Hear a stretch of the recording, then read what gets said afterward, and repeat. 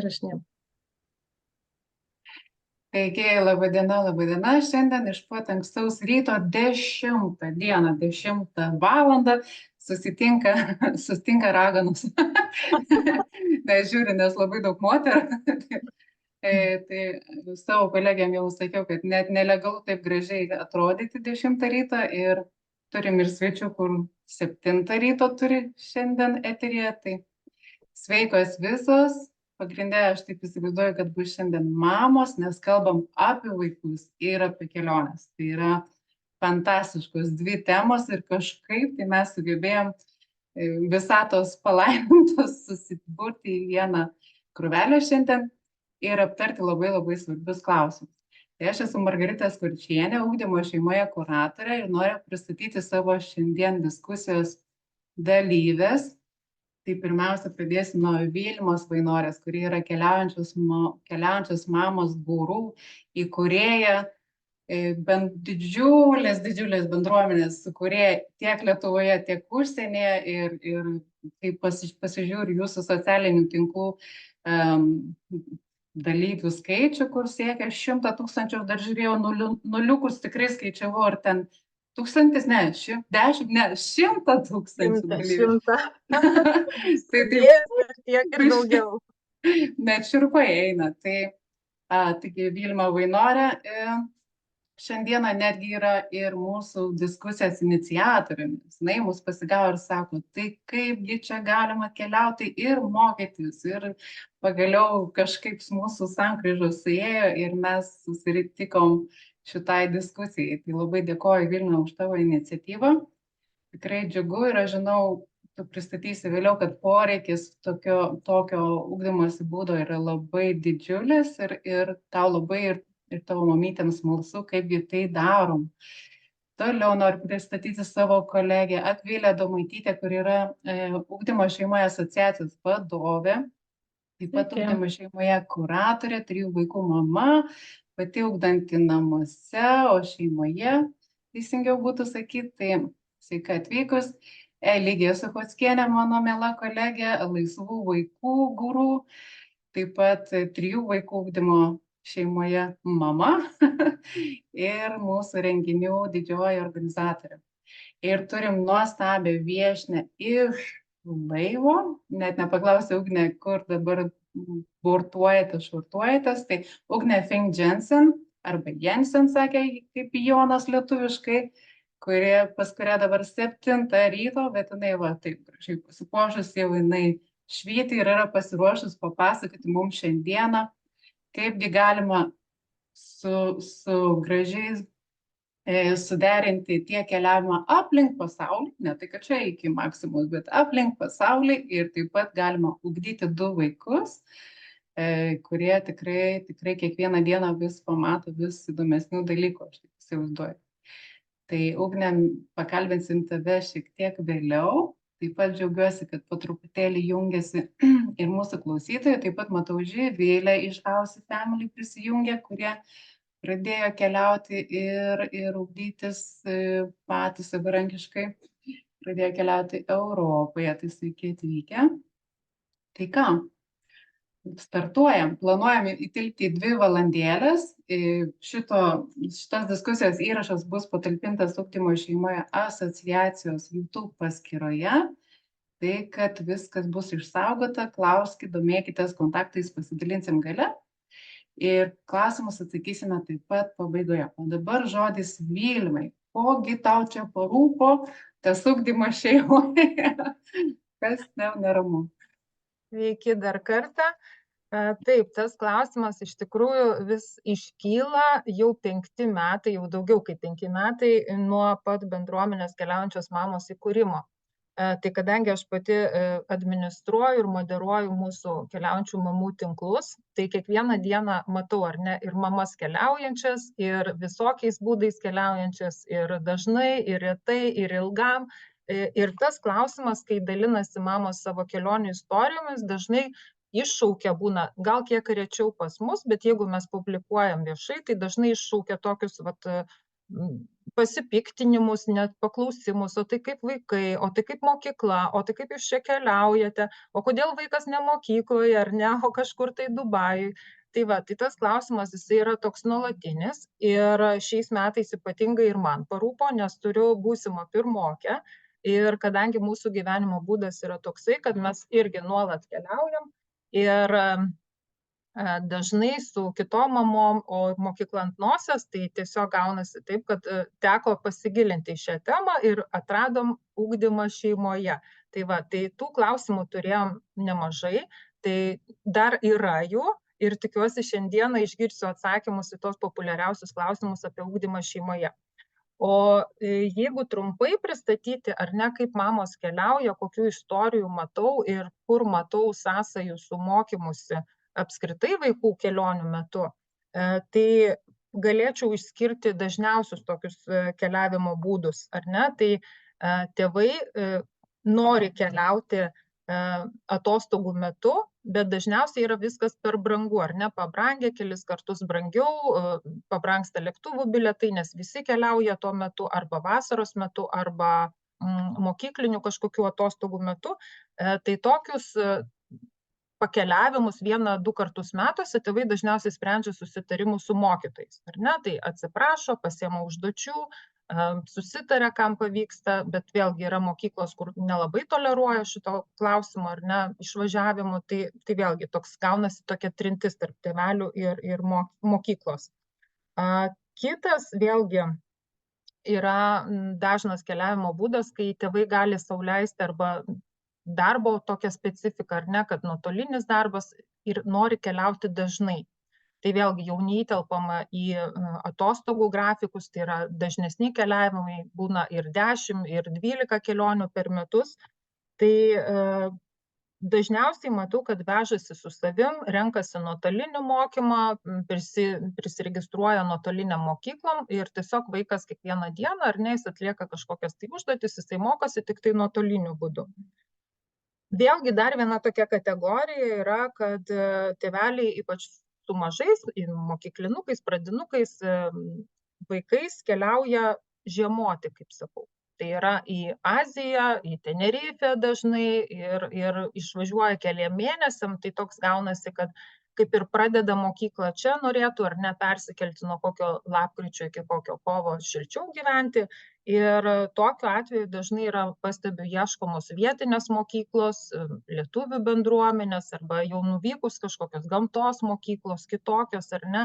Tai vėlgi arba bandoma spręsti kažkaip lokaliai, jau tose vietose, kur gyvenama, arba tada vėl ieškoma kažkokių alternatyvų Lietuvoje. Tai vėlgi tas pats nuotolinis mokymas dažniausiai pasirenkamas. Ir vėlgi tokių pavyzdžių yra, gal ne tiek dažnai, bet pastebiu, kad yra tokių tėvelių, kurie migruoja, sakykime, su darbu, kas keli mėnesiai, vežasi šeimą ir kalbėjom irgi nesenai su viena mama, kad vaikas 7-8 metų, jisai jau pakeitęs bene 6 mokyklas. Tai kas keli mėnesiai keičiasi mokyklos, keičiasi aplinka, keičiasi tie patys draugai ir to tokio pastovumo ar kažkokio tai tęstinumo moksluose sunku rasti. Ir vėlgi tai yra problema ir mamos klausia, ką daryti, gal turit kaip patarti, ar čia tą vaiką kiekvienas vis prirašinėti kažkokią tai mokyklą, ką čia daryti, nes mokslo apleisti nesinori. Tai ir toks galbūt dar vienas būdas, kurį atradome ir apie kurį netgi pasakojam žurnale, yra apskritai nuolatos kelionėse gyvenantis tėvai, ar ne, tai yra, kur parduoda netgi, tarkim, savo uždirbtus kažkokius tai per daugelį metų namus, verslus ir panašiai ir iškeliauja. Tai yra šeima, vieną turim tokią, kur labai dažnai dalinamės, 3 vaikų šeima keliauja per Azijos šalis nuolatos su 3 vaikais ir ugdosi irgi ir vienaip ir kitaip bando rasti tą geriausią sprendimą. Ir yra dar viena tokia kategorija, kurią irgi atradom čia rudenį tik tai nesenai. Ir labai įdomu ir stebėti, ir matyti, ir bendrauti. Tai yra kategorija tėvelių, kurie keliauja su vaikais ir gyvena, ne tik keliauja laivuose. Tai vėlgi toks labai įdomus modelis gyvenimo ir labai džiaugiuosi irgi susipažinusi su Ugne, kuri ir mus seka, pasirodo, ir mes sekam, ir pasidalinam irgi ir istorijomis, ir stories, ir ką veikia, ir kaip veikia. Tai va, tai tie tokie būdai yra, kuriuos aš matau, tėveliai bando įvairiais metodais spręsti juos ir tiesiog atradau dar vieną galimybę, tai yra ugdymas šeimoje, apie kurią ir norėčiau šiandieną ir pati pasigilinti, ir tėveliam daugiau informacijos pateikti. Puiku, Vilma, tai fainai labai, kad jums taip smalsu, bet iš kitos pusės mane irgi taip, o Dieve, paklausau, kiek vargsta tos šeimos, ar ne? 7 mokyklas pakeisti ir vien dėl to, kad tėvai sugalvojo keliauti, žinai, bet šiaip kiek tai sukuria papildomos įtampos, ne? Kiek tai sukuria to tokio disbalanso, atrodo, pats tikslas tai yra labai kaip ir kilnus ir orientuotas į vaiką, ne? Kad nori parodyti jam pasaulį, nori parodyti kitas kultūras. Tai vat labai džiaugiuosi, kad mes susitikome, nes ugdymas šeimoje yra legalus vyriausybės ir švietimo ministerijos patvirtintas ugdymosi būdas. Tai čia galim fejerverkų šauti, valio. Ir čia tokia naujiena, čia ne naujiena iš tikrųjų. Vienas dalykas, kad tai yra jau 4 metai eina ugdymo šeimoje. Lietuvoje dabar pagal statistiką yra apie 350 vaikų, kurie taip ugdosi. Ir yra visoje Lietuvoje skirtingų mokyklų, kurios jau daro ugdymą šeimoje, tiek valstybinės, tiek privačios. Tai tikrai norisi, kad kuo daugiau žmonių apie tai sužinotų ir galėtų ir derinti keliones, ir labai kokybiškai, pabrėšiu šitą žodį, ugdyti vaikus. Tai kadangi paminėjai Ugnę ir mes ją dabar čia turime, labai noriu pakalbinti Ugnę dar kartelį. Ugnė mūsų dabar tokia mini žvaigždė, nes praeitą savaitę kaip tik išėjo jos interviu ir laida LNK laidoje Bus visko. Ir kadangi taip įdomu, kaip jinai gyvena ir tam laive su 2 vaikais ir keliauja po visą pasaulį, tai man labai trūko toj laidoj dar tos dalies, kada tu pradėjai kalbėti apie tai, kaipgi jūs darote ugdymus, ne? Ir kas jums yra svarbu. Ir aš atsimenu, tu kalbėjai, kad Keira antiek paaugo per tuos metus, kad net sunku papasakoti normaliai. Tai ar gali pasidalinti, Ugne, mums labai labai įdomu, kaip jūs suderinat ir keliavimą, ir ugdymas, ir kaip vaikai reaguoja? Iš tikrųjų, pradžia buvo pakankamai nelengva, kalbant į tą pradžią, ar ne, namų ugdymo, nes mes turbūt kaip ir dauguma tėvų, kurie pradeda ugdymo šeimoje kelionę, mes bandėme įtilpti į kažkokius rėmus, ar ne, tos rėmus, kur galbūt mums visiems yra suprantama, priimtina, ar ne, nes aš pati ėjau į mokyklą, vyras ėjo į mokyklą ir atrodė, kad mes dabar laive darysime mokyklą. Ir po gal mėnesio ar 2 mes suvokėm, kad mes negalim daryti mokyklos, nes viena tai nėra mokykla, ar ne, tai yra mūsų vaikų ugdymas ir mūsų ta pradžia buvo gal nusistatymas, ko mes norėtumėm, kad vaikai išmoktų, ar ne, ir kaip mes tą galime duoti. Tai mes dalį dienos skiriame struktūruotui mokymusi, ar ne? Tai galbūt vienam vaikui tai yra pratybos, galbūt kitam vaikui yra piešimas, galbūt tai yra kalbėjimas apie geografiją ir panašiai, bet mes turim kažkokią tai struktūrą susidarę, ar ne, kurią bandome sekti pagal vaiką. Bet ta dienos dalis yra pakankamai trumpa ir aš nesumeluosiu, turbūt gal valanda, pusantros, plus minus taip, ne? Tada kita didžioji dalis yra ta vedama sąmoningumo, ar ne, kad mokymasis nevyksta tik tais, kai tu mokaisi ir sėdi prie stalo, ar ne, su tušinuku ar rašikliu, bet jis vyksta būnant kartu ar vaikus įgalinant kažkokiom veiklom, ar ne? Tai aš padarysiu palyginimui. Prieš metus, jeigu aš kepu pyragą, aš ne visada įtraukčiau vaikus į pyrago kepimą, ar ne? Tai būtų priklauso nuo laiko, priklauso nuo nuotaikos ir panašiai. Dabar, kad ir ką mes darome, mes visur integruojame mokymus. Vakar išlipome iš laivo, ar ne, ir mes matom krabą, didelį, gražų, ar ne. Tai mes skiriame tam laiko, mes kalbam apie krabą, apie skirtingų krabų rūšis, kai ką ir man reikia pačiai paieškoti, nes aš tikrai nežinau daug apie krabų rūšis, bet tas ugdymas jis vyksta per tiesiog tą gyvenimą kartu, per tokį nuotykį kartu, ar ne? Ir trečia dalis yra tas šeimos laikas kartu, ar ne? Kad mes integruojam vaikus ne tik į buitį tą vadinamą, ar ne, bet į veiklas. Nuo paprasčiausių dalykų. Mes gyvendami jūroje vandenį gaminamės patys, ar ne? Mes turim tokį instrumentą, kuris iš jūros vandens gamina geriamą į vandenį. Tai mes pasakom vaikam, kaip mes naudojame tos resursus, kaip mes galime patys susikurti tą energiją, kurios mums reikia gyvenimui. Ir tas turbūt sąmoningumas yra pati svarbiausia dalis moksluose, nes pradžia yra, kad mes čia privalome daryti taip, kaip mokykloje. Ten 5 dalykai, ar ne? Lietuvių, matematika, istorija, pasaulio pažinimas, bet iš tikrųjų tu viską gali labai gražiai apjungti. Ir taip mes turime sekti programą, mes turime suprasti, kad visgi yra įstatymai, yra kažkokia kryptis, kuria mes turime kaip ir vadovautis, bet tai kaip pasakyti, neapsunkina, kad mes galim mokytis kartu. Ir dar noriu paminėti, kad turbūt gražiausia to namų ugdymo šeimoje, tas gražiausias dalykas yra tai, kad mes kartu augam, kaip šeima iš tikrųjų, nes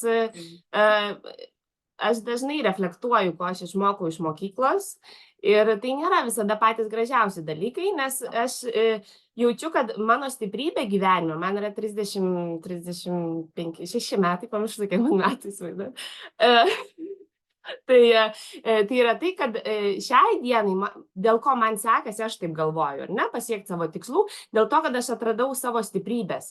Bet ilgą laiką aš jų nežinojau ir man atrodo, kad mokykla mane bando įtalpinti į tam tikrą dėžutę, ar ne, kad reikia daryti taip, kaip visi, kad tavo stiprybės turi būti tokios, kaip ir visų, ar ne.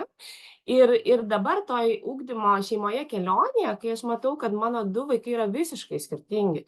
Vienas mintinai skaičiuoja galvoje, nors dar 4 metų negalėdavo parašyti skaičiaus, o jis jau didelius skaičius skaičiuoja galvoje, o mano dukrytė, pavyzdžiui, jinai yra labiau prie meno, ar ne. Jai patinka matematika, bet jinai mieliau nupieš tą skaičių. Ir turėti tą vieną su vienu ryšį su vaikais. Ir to laiko iš tikrųjų tam nereikia daug, jos tiesiog reikia įtraukti, nes tai yra tas amžius, kai jie nori būti su tėvais. Ir tas augimas, kurį aš minėjau, tai yra per tos mažus dalykus, ar ne? Kad mes vieni iš kitų mokomės, bet didžiausia dovana yra tas ryšio šeimos kūrimas, ar ne? Kad mes tą darėm, tą kelionę aplink pasaulį yra taip mūsų svajonė, bet vaikai visada buvo tos vizijos dalimi. Bet mūsų kaip pasakyti, tikslas buvo kurti šeimos prisiminimus kartu, nes darant dalykus kartu, tu kuri ateities ryšį. Aš niekada nenorėjau to ryšio, kur mes privalome susitikti su tėvais, ar ne, bet aš norėjau iš to, kad jie ateityje norėtų leisti laiką kartu. Ir kaip ir su draugais, aš labai retai einu vakarieniauti su draugais. Aš su draugais darau kažkokią veiklą, nes kai tu darai kažkokią veiklą, tu turi daug prisiminimų. Tu per porą valandų, nežinau, eik slidinėti, ar eik, nežinau, bowlingo pažaisti, ar dar kažko, bet darant, tu dažniausiai turi gerą laiką, juokiesi ir to pasekoje tu kuri prisiminimus, ar ne? Ir man atrodo, su vaikais yra lygiai tas pats, kad tai kuria labai labai artimą ryšį, kelionės, pasaulio pažinimas, ne tik žemėlapyje, bet mes einame, tyrinėjame į kartu. Ir atrodo, tai nėra iš vadovėlių, bet aš stebiuosi, ko mano vaikai moko, ne? Nes jie kartais ir manęs jau išmoko dalykų. Tai tiek turbūt. Tik tiek. Dar mes nepaleisiu. Labai smagu buvo tave girdėti ir labai dažnai girdėjau žodį ryšį. Kuriam ryšys. Ir man tiesiog jau širdis dainuoja ir ausis limpa medum, nes galva, kur yra pagauta esmė. Kad vien dalykas, kodėl šeimos nusprendžia keliauti kartu, nes jos nori kurti tuos atsiminimus, nori būti kartu, kurti tą ryšį tiek su kiekvienu šeimos nariu, tiek, tarkim, su pasauliu.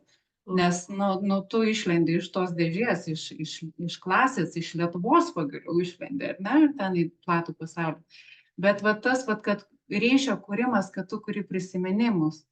Ir įsivaizduok, tarkim, Keiriai, ar ne, ir tavo sūnui, kokia perspektyva, ar ne, po 20-30 metų mes su mama dar ir tada keliavom su tėčiu ir orką sutikom. Jūs įsivaizduot, ką gali vaikas papasakoti ir, pavyzdžiui, jeigu reikėtų parašyti rašinėlį, ką veikiai šią vasarą, tai įsivaizduokit standartinio mokinio rašinėlį, žinai, ir, pavyzdžiui, Keiros rašinėlį, ne, kai ten vos ne priplaukė piratai, norėjo kažką užpulti, laivą, ir tai yra tiesa. Tai vat, ką noriu ir pabrėžti, kad ugdymas šeimoje tai pirmiausia yra visiškai apie ryšį.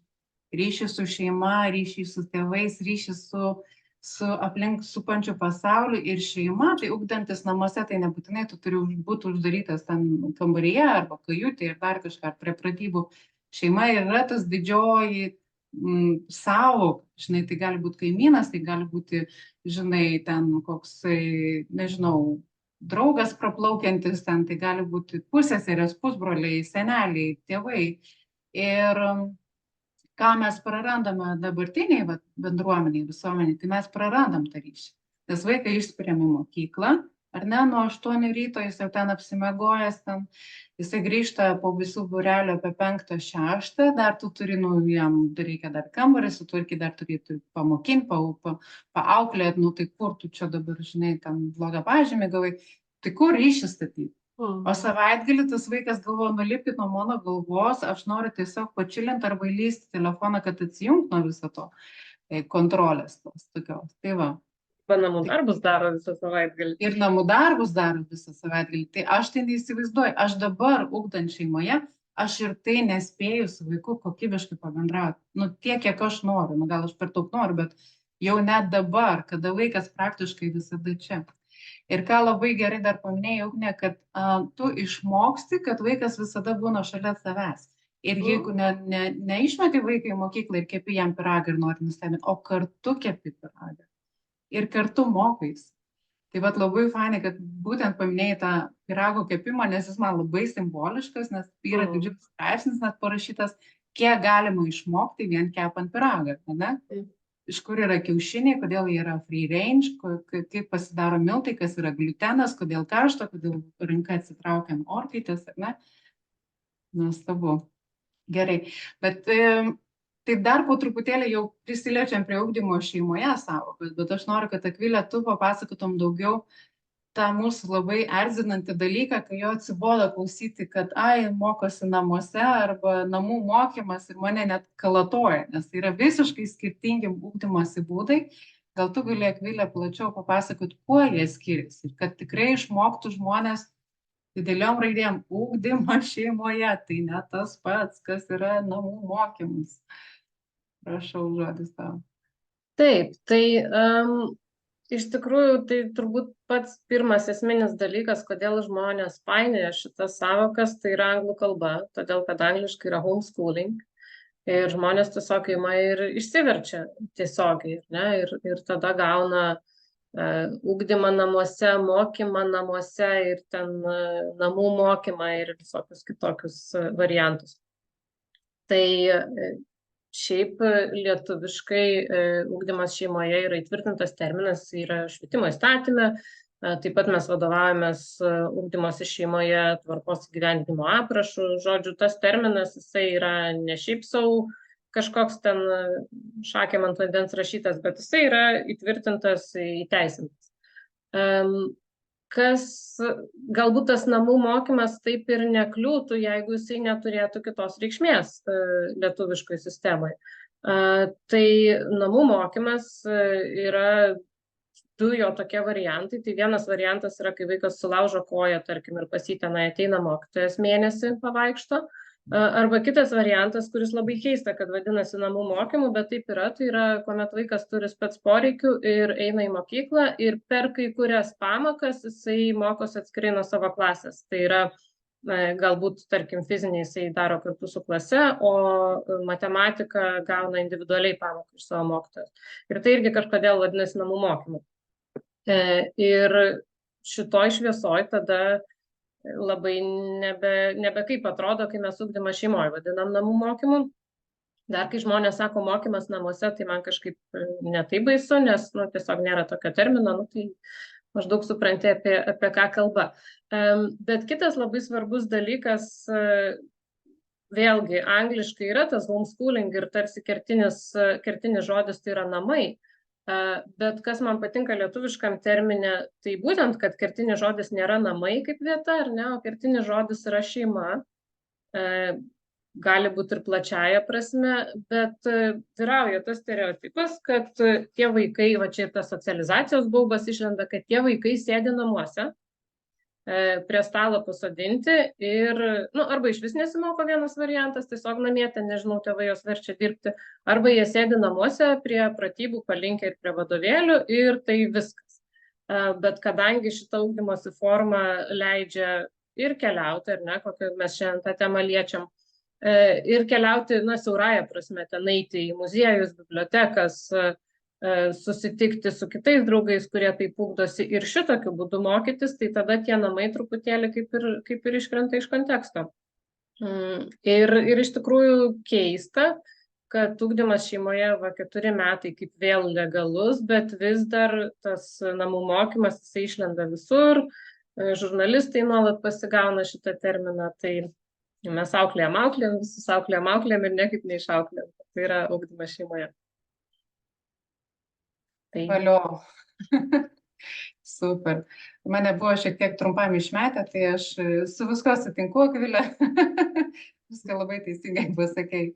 Tai Vilma, dar pamenu, tu kalbėjai su savo mamytėm, ar ne, keliaujančiam mamom. Ir pamenu, kad atnešė labai daug skirtingų priežasčių, ar ne, kodėl mamos dar norėtų ugdyti šeimoje ir ieško būtent tokio ugdymosi būdo.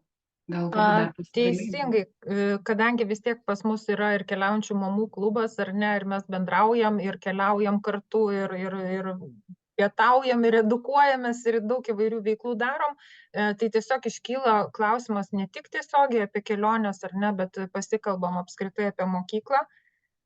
Ir kas iš tikrųjų nedžiugina pastaruoju metu, tai labai padažnėja ir patyčių atvejai, ir tų sisteminių, sakykime, užsisėdimų, kai kiekvienas mokytojas galvoja, kad jo pamoka svarbiausia ir visus vaikus nori išmuštruoti visuose dalykuose maksimaliai, tai iš karto atsiremia ir į emocinę, į psichologinę vaikų būseną ir tikrai baisus dalykas ir padaugėja ir savižudybių vaikų tarpe, ir narkotikų problema Klaipėdoje ypatingai, manau, kad ir kitose didesniuose. Pas mus taip pat.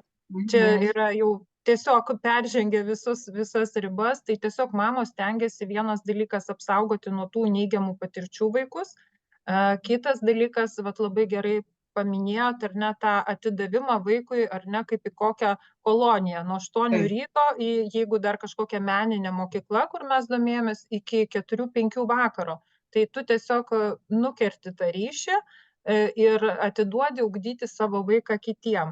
Tai tiesiog susikrauna visos tos priežastys ir mamos tiesiog jaučia, kad nebenori tų sisteminių mokyklų ir nori išlaikyti tą ryšį, išlaikyti tą savo, ar ne, su vaikų kontaktą, kad ne tik būti tas baubas, kuris bara, reikalauja namų darbų ir neleidžia kažko tai, ir norisi, kad tas vaikas tiesiog paimtų gerąją prasme visą tai, ką galima gauti, ar ne, ugdantis, ir ne tik iš knygų, ir plačiaja prasme.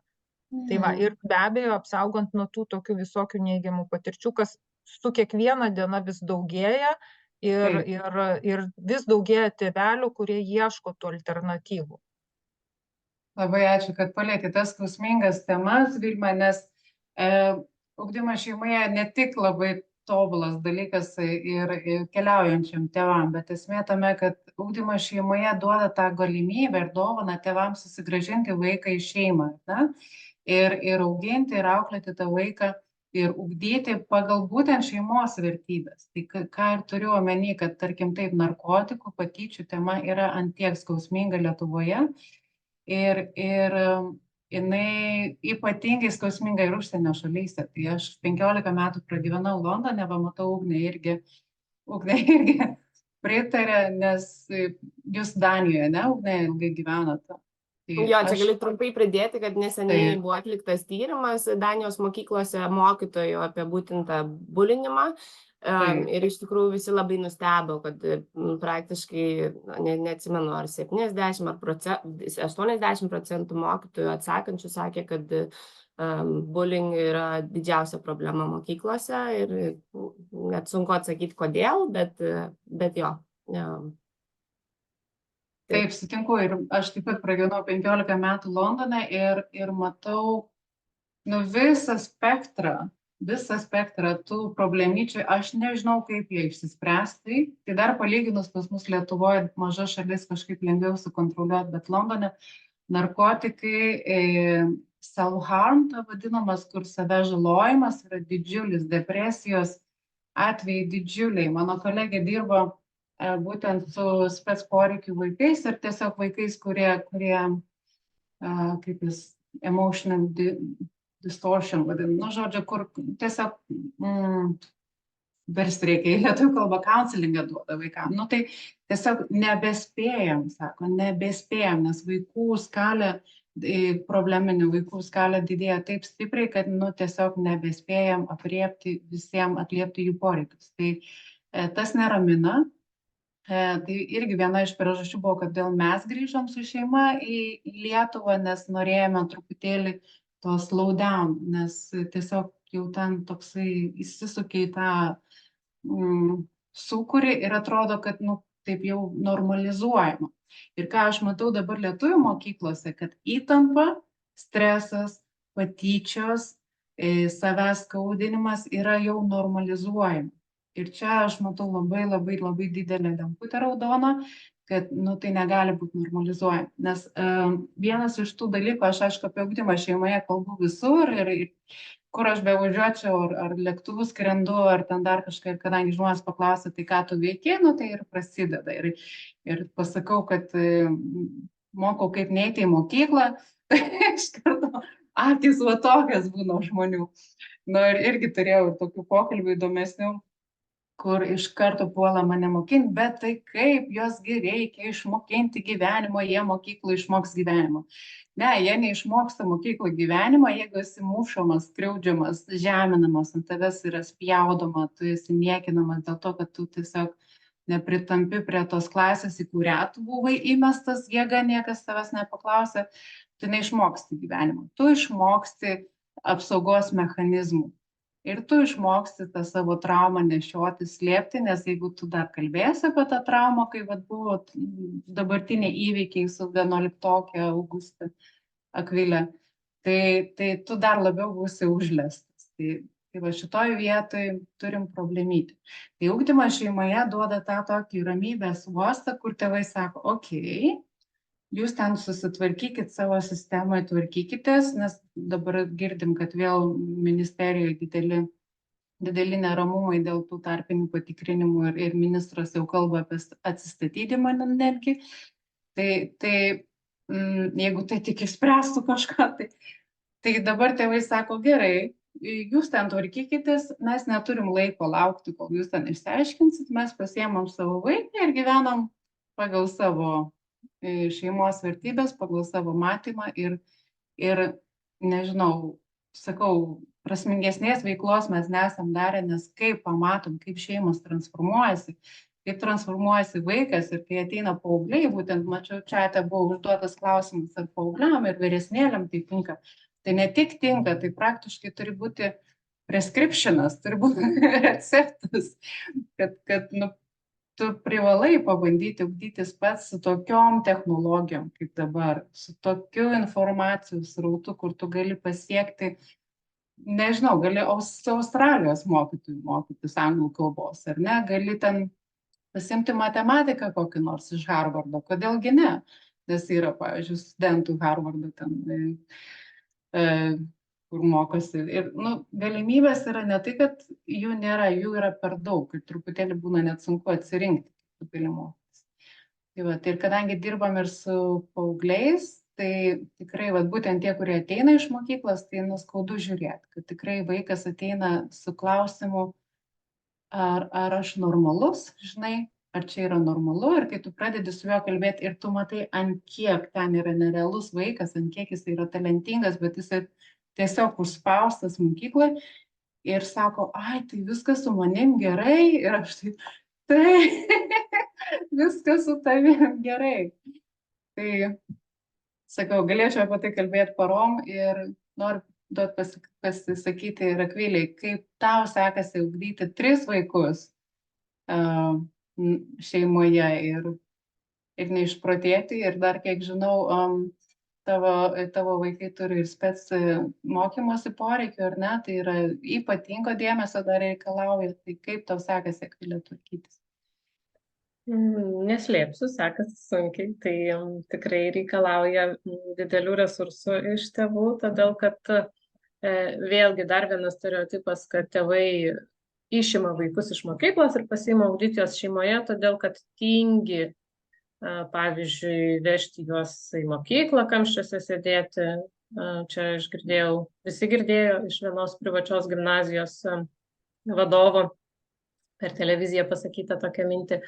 Taip pat yra ta mintis, kad galbūt jie ten, nežinau, geria ir tiesiog neturi už ką vaikui batų nupirkti, kad jis į mokyklą eitų. Tai nežinau, iš kur tas stereotipas, dėl to, kad jau kiek aš ir pati ugdau vaikus ir šitoje bendruomenėje esu ir kiek dirbu su tuo, tai kažkaip nesimato tokių šeimų. Ir realybė yra ta, kad dažniausiai vaikus ugdyti šeimoje pasiima labai atsakingos ir sąmoningos šeimos.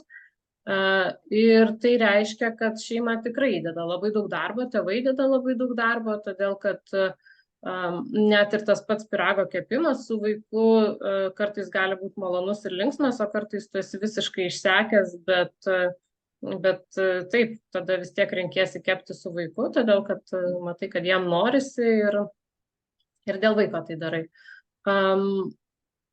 Čia apie mano šeimą konkrečiau ir nenoriu labai asmeniškumus lyst, bet truputėlį noriu pritraukti prie to klausimo, kuris buvo čiate pas mus užduotas, ar gali vyresni vaikai ugdyti šeimoje.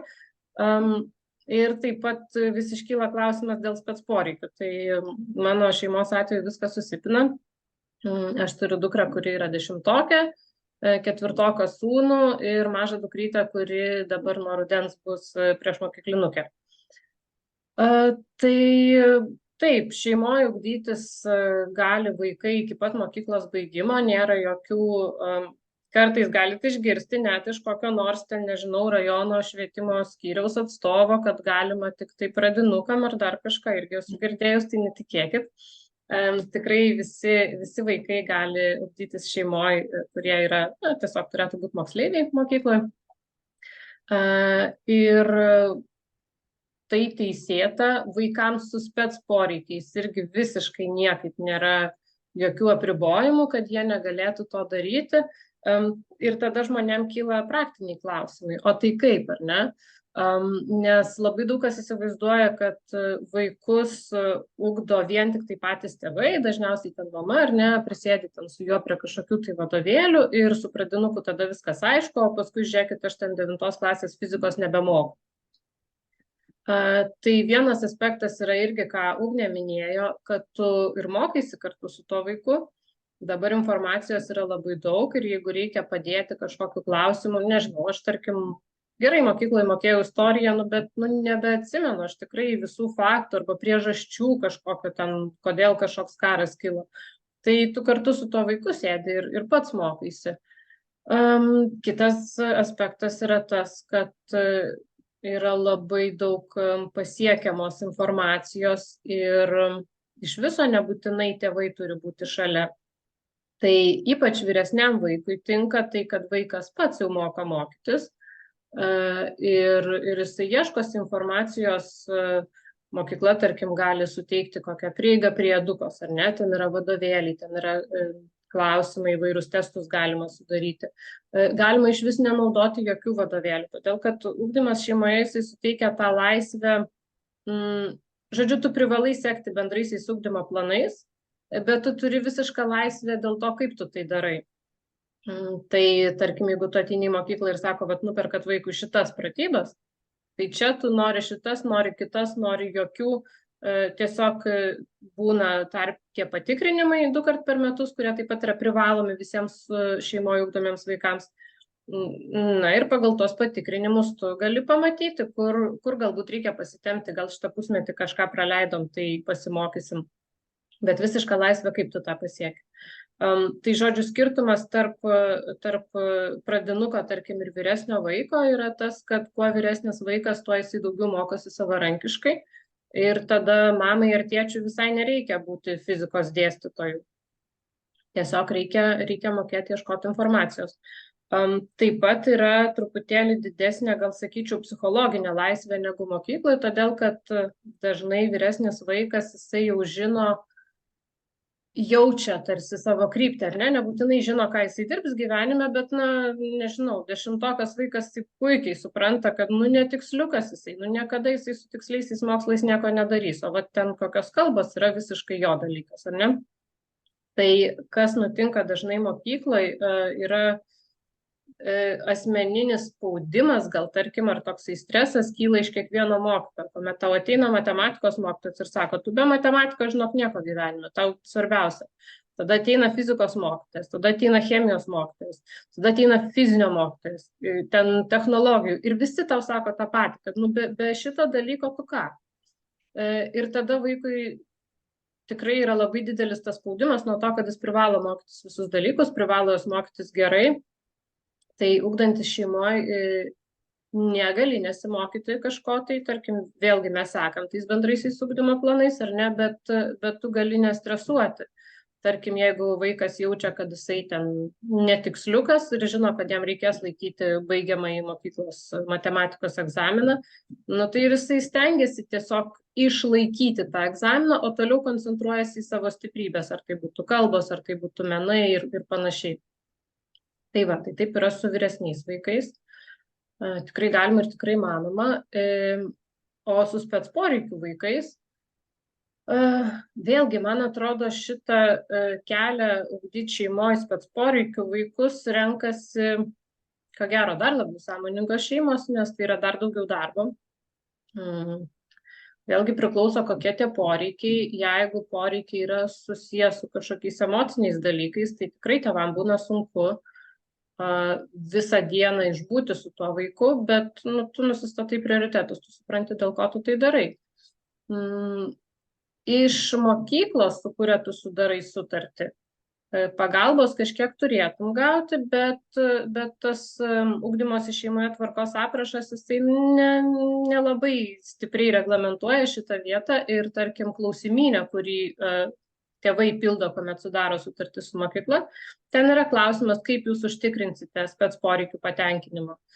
Ir tėvai gali atsakyti, kad užtikrinsime savarankiškai, tarkim, patys ten samdysim psichologus ar dar kažką, tai ko reikia. Bet vėlgi labai priklauso nuo mokyklos, su kuria jūs sudarot sutartį, galit kalbėtis, galit ieškotis mokyklos, kuri galbūt labai stipriai dirba toj srity, gal turi kažkokią komandą, kuri padeda ir tiem mūsų vadinamiem naminukam, ar ne, šeimoje ugdantiem vaikams su spec poreikiais. Ir aišku, kaip jau sakiau, patys tie spec poreikiai labai skirtingi, tarkim, jeigu mano vyriausia dukra turi disleksiją, tai nėra kažkoks didelis krūvis šeimai, ar ne, tai yra labai grubiai tariant, skaitymo sutrikimas ir tiesiog žmogus turi atrasti savo būdus, kaip ją mokytis skaitant kuo mažiau, ar ne, galbūt tai audio knygos, galbūt tai aš paskaitau tekstą, kažkokios vadinamos nuolaidos, ar ne, kurios yra per egzaminus, jos yra lygiai tos pačios kaip ir kitiems vaikams. Tai yra, jeigu, tarkim, pedagoginė psichologinė tarnyba yra nustačius, kad jūsų vaikui reikia mokytojo padėjėjo, tai ugdydami šeimoje kasdien jūs, aišku, neturėsit jokio padėjėjo, jūs pats būsit ir mokytojas, ir padėjėjas, bet atėjus laikui tam vaikui laikyti egzaminus, tarkim, 10 klasės patikrinimą arba 12 klasę ir nebaigiamuosius. Tas vaikas turi teisę, kad kartu į egzaminą su juo eitų papildomas asmuo, kuris yra, tas neva tai mokytojo padėjėjas, ar ne? Tai čia jau susitarimo su mokykla klausimas, ar mokykla kažką skirs, ar tai jūs eisit. Irgi turi ką pasakyti šią temą. Aš tai noriu truputėlį susikoncentruoti į tai, ką klausia mūsų keliaujančios mamos. Vilma mum atsiuntė klausimų sąrašą, kas mamom labai įdomu, tai mes pabandysim tada visos kartu ir juos atsakyti. Aš tuoj pasidalinsiu ekranu ir mano kolegė Eligija padės man tos klausimus praeiti. Tai pradžioje mes jau paminėjom tos dalykus, ar ne, kad yra, kuo skiriasi nuotolinis ugdymas ir namų mokymas, ugdymo šeimoje, tai galite dar truputėlį pasiskaityti. Šiek tiek praleidom nuotolinį mokymąsi, tai nuotolinis mokymasis yra labiau skiriamas tom šeimom, kurios negyvena Lietuvoje, bet irgi nori tęsti lietuvišką mokymąsi. Tai vat irgi čia trumpai parašyta, kaip jisai vyksta. Dažniausiai būna mokyklos specialios, kurios turi nuotolinio ugdymosi programą ir pasirašomas sutartis ir tiesiog pamokos vyksta online būdu. Garsiau truputėlį lygiai. Namų mokymą mes jau aptarėm. Tai praktiškai aišku, kai vaikas turi sveikatos būklės kažkokių sutrikimų, ar ten laikinas yra ten kažkokie pakeitimai, tai tada mokytojas ateina tiesiog pas vaiką į namus. Taip. Kas yra sekantis klausimas, ar ugdyti šeimoje galima tik privačiai, ar ir valstybinėse mokyklose yra galimybė.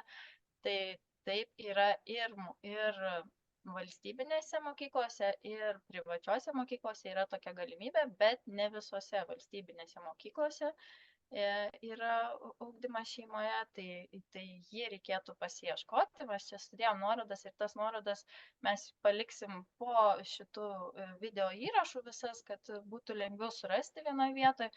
Tai netgi yra ugdymo šeimoje asociacijos puslapyje surinktas sąrašas mokyklų, pačia ir Facebooko grupėje, tai tiesiog galima visas išsirinkti ir pasižiūrėti, kokia jums ta mokykla yra tinkama, nes vėlgi yra labai daug niuansų.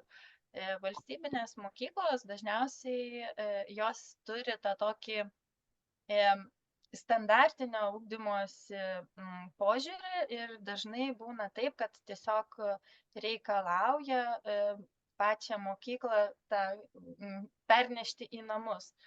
Tai šiek tiek tikrai turim daug labai šeimų nusivylusių tom valstybinėm mokyklom ir dažnai tada pereina į tas privačias mokyklas, kurios truputėlį žiūri lanksčiau į tą visą ugdymosi programą,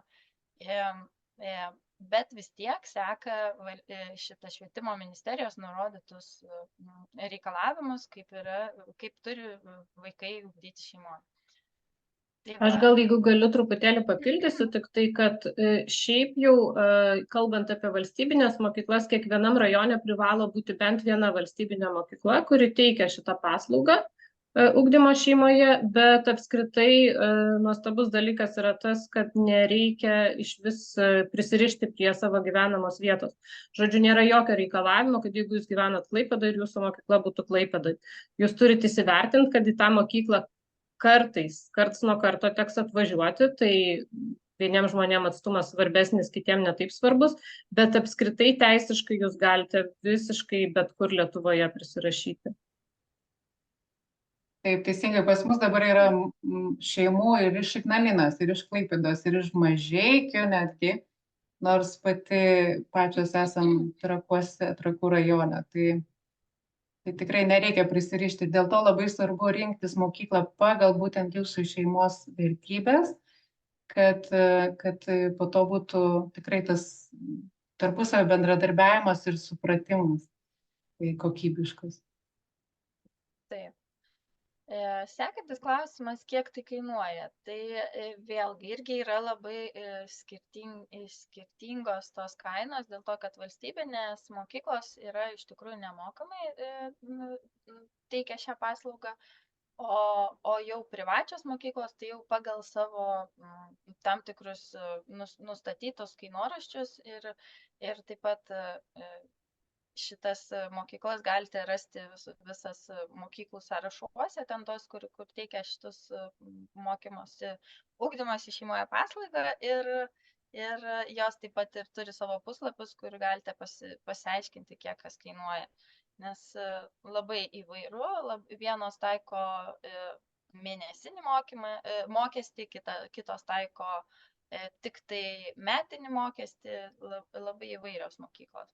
Tai tiesiog pasianalizuokit, pasiieškokit, jeigu jau tikrai domitės tuo, tai rasite atsakymus. Taip, kaip ugdomasi šeimoje, tai mes turbūt šitą klausimą jau nemažai palėtėm, kad yra labai skirtingų šeimų ir labai skirtingų tų mokymosi būdų, kad ir jachtoje galima mokintis, ir kaimynas gali mokinti, ir netgi vyresni vaikai mažesnius vaikus pas mus labai fainai moko. Tiesiog turim tokį projektą, kur vyresnėliai moko jaunesnius vaikus tam tikrų dalykų ir netgi užsidirba savo papildomų finansų. Ir tie jauni vaikai, ypač tie jaunesni, kur mato tą vyresnio vaiko pavyzdį ir iš tikrųjų labai smagu, kad perima tas žinias ir tą informaciją visai kitaip, negu kad iš kažkokio suaugusio, kurio galbūt ne visai pažįsta ir taip toliau, o čia tas vaikų mokėjimas perduoti tą žinią ir iš savo tos patirties, per savo prizmę, tai yra labai daug tokio duoda tikrai privalumų. Plius ir vaikai labai išsiilgia, laukia kiekvieną kartą pamokėlių, vyksta, tai labai džiaugiamės. Labai pasiteisino, ne, projektas? Projektas vadinasi Mokiniai moko. Tai pabandėm ir negalim atsidžiaugti. Taip, ir rusų kalba, ir anglų kalba vyksta pamokos ir vaikai tikrai negali sulaukti savo mokytojus, kurie pačiai tik 16, o jisai, man atrodo, 14-15. Kažkas tokio. Taip. Taip, sekantis, ar yra specialios programos? Tai nėra kažkokių specialių programų, viskas vyksta pagal bendrasias ugdymo programas, kurias nustato Švietimo ministerija. Ir tik tai yra tas toksai pliusas, kad mes galim mokintis labai lankščiai skirtingais būdais negu kad mokykloje. Tai tarkim, mes nebūtinai turim būti pratybas turėti, nebūtinai ten sekti tą programą, kaip ir mokykloje yra suskirstyti kažkokiais segmentais, o labai dažnai būna vaikas, tarkim, kažkur tai panyra į tam tikrą procesą ir labai, tarkim, vienu metu traukia labai matematiką netgi, bet ir mano vaikų pavyzdį, kai mano vaikinas buvo 4-okas, tai jisai 5 klasės matematikos kursą jisai praėjo, nes jam tiesiog norėjosi, jam buvo įdomu, jam degė akis ir tiesiog nebūtina eiti visiškai lygiai pagal tai, kaip nustato ta mokykla, o galima eiti savo tempu, man tai labiausiai ir patinka ir žavi, kad yra tos vaiko domėjimosi sritis, kur tiesiog jauti, kad vaiko energija dabar ten ir gali jį nukreipti, kad ir tas mokymasis vyksta kosminiu greičiu. Mes turim dabar pirmoką irgi, kur turėsim muzikinį koncertą ir pirmokėlis pradėjo, man atrodo, sakė, gal lapkritį pradėjo mokytis groti smuiku, bet jisai ant tiek pasinėrė į tą procesą, kur jau dalyvauja koncertuose, jau jisai tiek išmoko, kad pasivijo ir savo kitus bendraklasius ir pralenkė ir dabar turėsim irgi, koncertuos, kosmosas vyksta, man tokie smagus pavyzdžiai, kažkaip norisi net pasidalinti tuo. Taip. Galiu pridėti čia vieną, norėčiau papildyti, jeigu galima. Dėl to domėjimosi, ar ne? Nes taip, mano vaikučiai yra dar maži, dukra prieš mokyklinukė, į 1 klasę, sūnus prieš mokykliną, bet mes keliaujant laivu sutinkam labai daug šeimų, kurie turi ir vyresnių vaikų ir jie ugdosi šeimoje, kitose šalyse, ar ne? Bet ką aš pastebėjau, kad iš tikrųjų vaikai, jie visi domisi kažkuo. Ir kai tu domiesi pats, tu informaciją pasisavini visiškai kitaip. Ir kaip ir tu paminėjai, Eligija, kad tu tada kosminiu greičiu tobulėjai kažkokioj srity, negu mokykla, kur tarsi tave šiek tiek pristabdo, nes yra ta struktūra, tas dalykas, kitas dalykas, trečias dalykas, ar ne?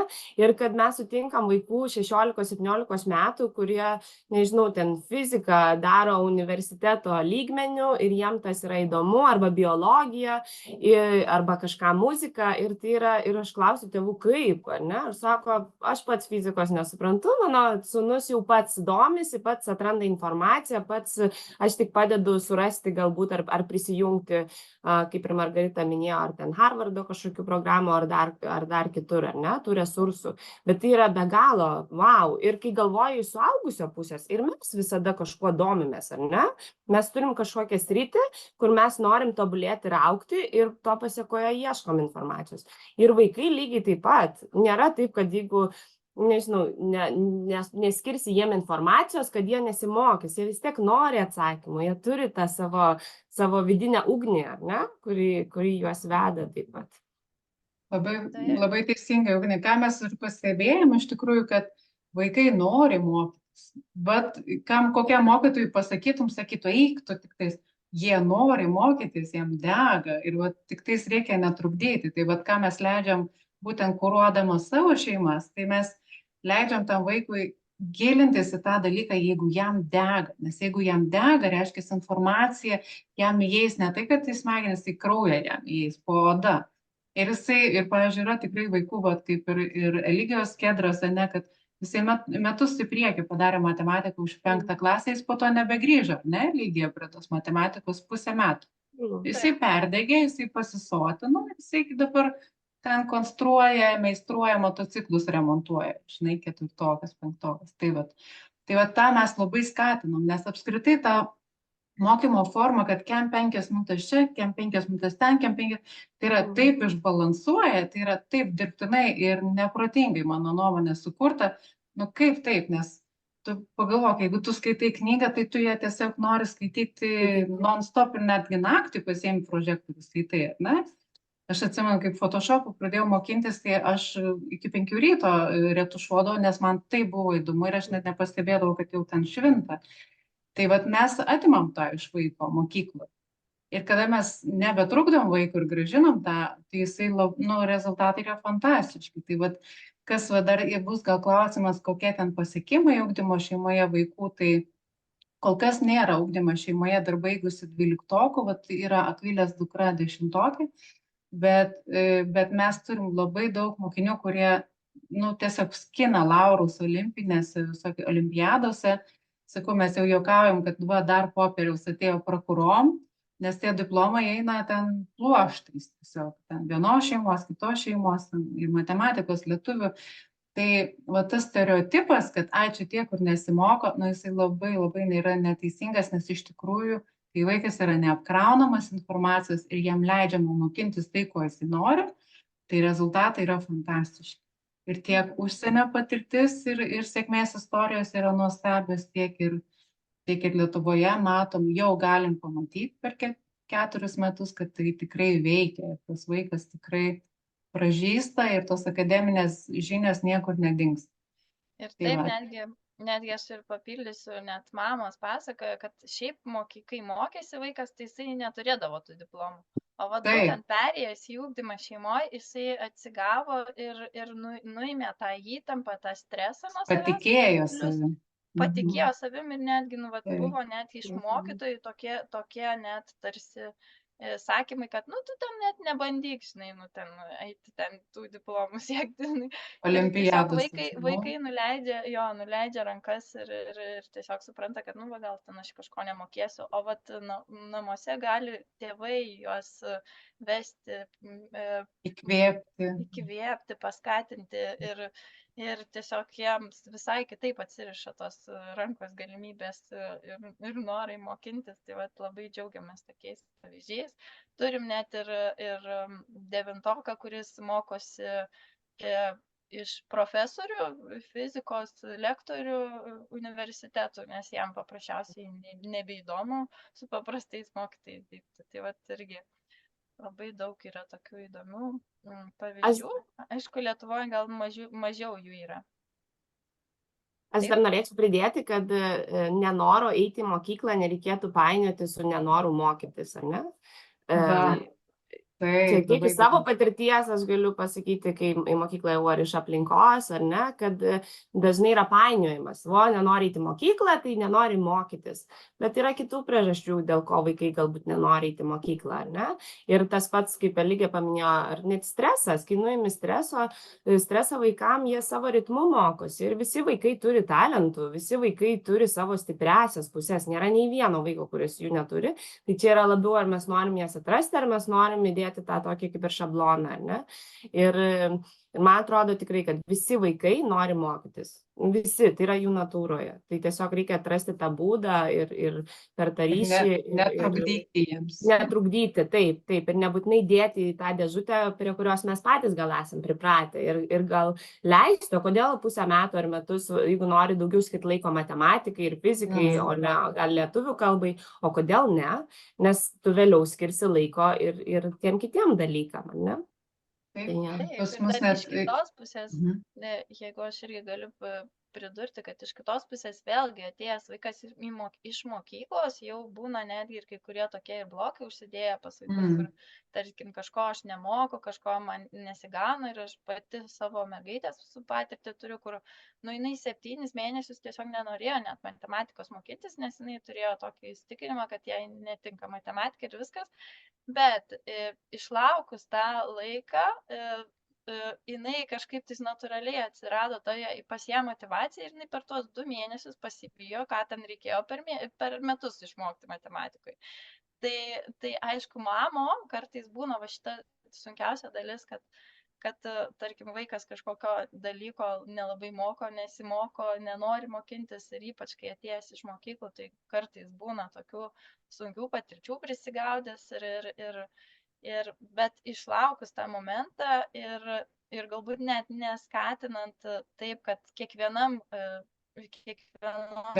srity turi būti geriausias ir būtinai ten gerai mokintis, tai visiškai kitaip vaikas eina savo to keliu ir šviečia. Tai pas mus mokiniai, kalbant apie keliavimą irgi, tai mokiniai irgi klausia tėvai, ar gali mano vaikas mokintis ispanų, ar gali mokintis kiniečių. Tai aš sakau, o kodėlgi ne? Žinoma gali, tegu tik mokinasi, žinai, tas toksai, o gali, mes tai pasidžiaugsim, žinai, bet mokyklai nėra tokios galimybės, ar ne, kad ten mokintumės, nebent tu vėl papildomai. Tai va tikrai ir ypač, nežinau kodėl, Anglijoje homeschoolerių tarpe kinų kalbos mokėjimas, tai yra numeris 1. Tai įsivaizduojat, ant kiek tą stereotipą griauna, kad Jėzau, kinų kalba tokia sunkiai, ar ne, o čia tiek vaikai, pradinukai mokinasi ir jau ten šparina. Tai yra nuostabu. Tai va, aš tik primenu, kad jau yra 11 valandų, tai dar turim nemažai klausimų atsakyti.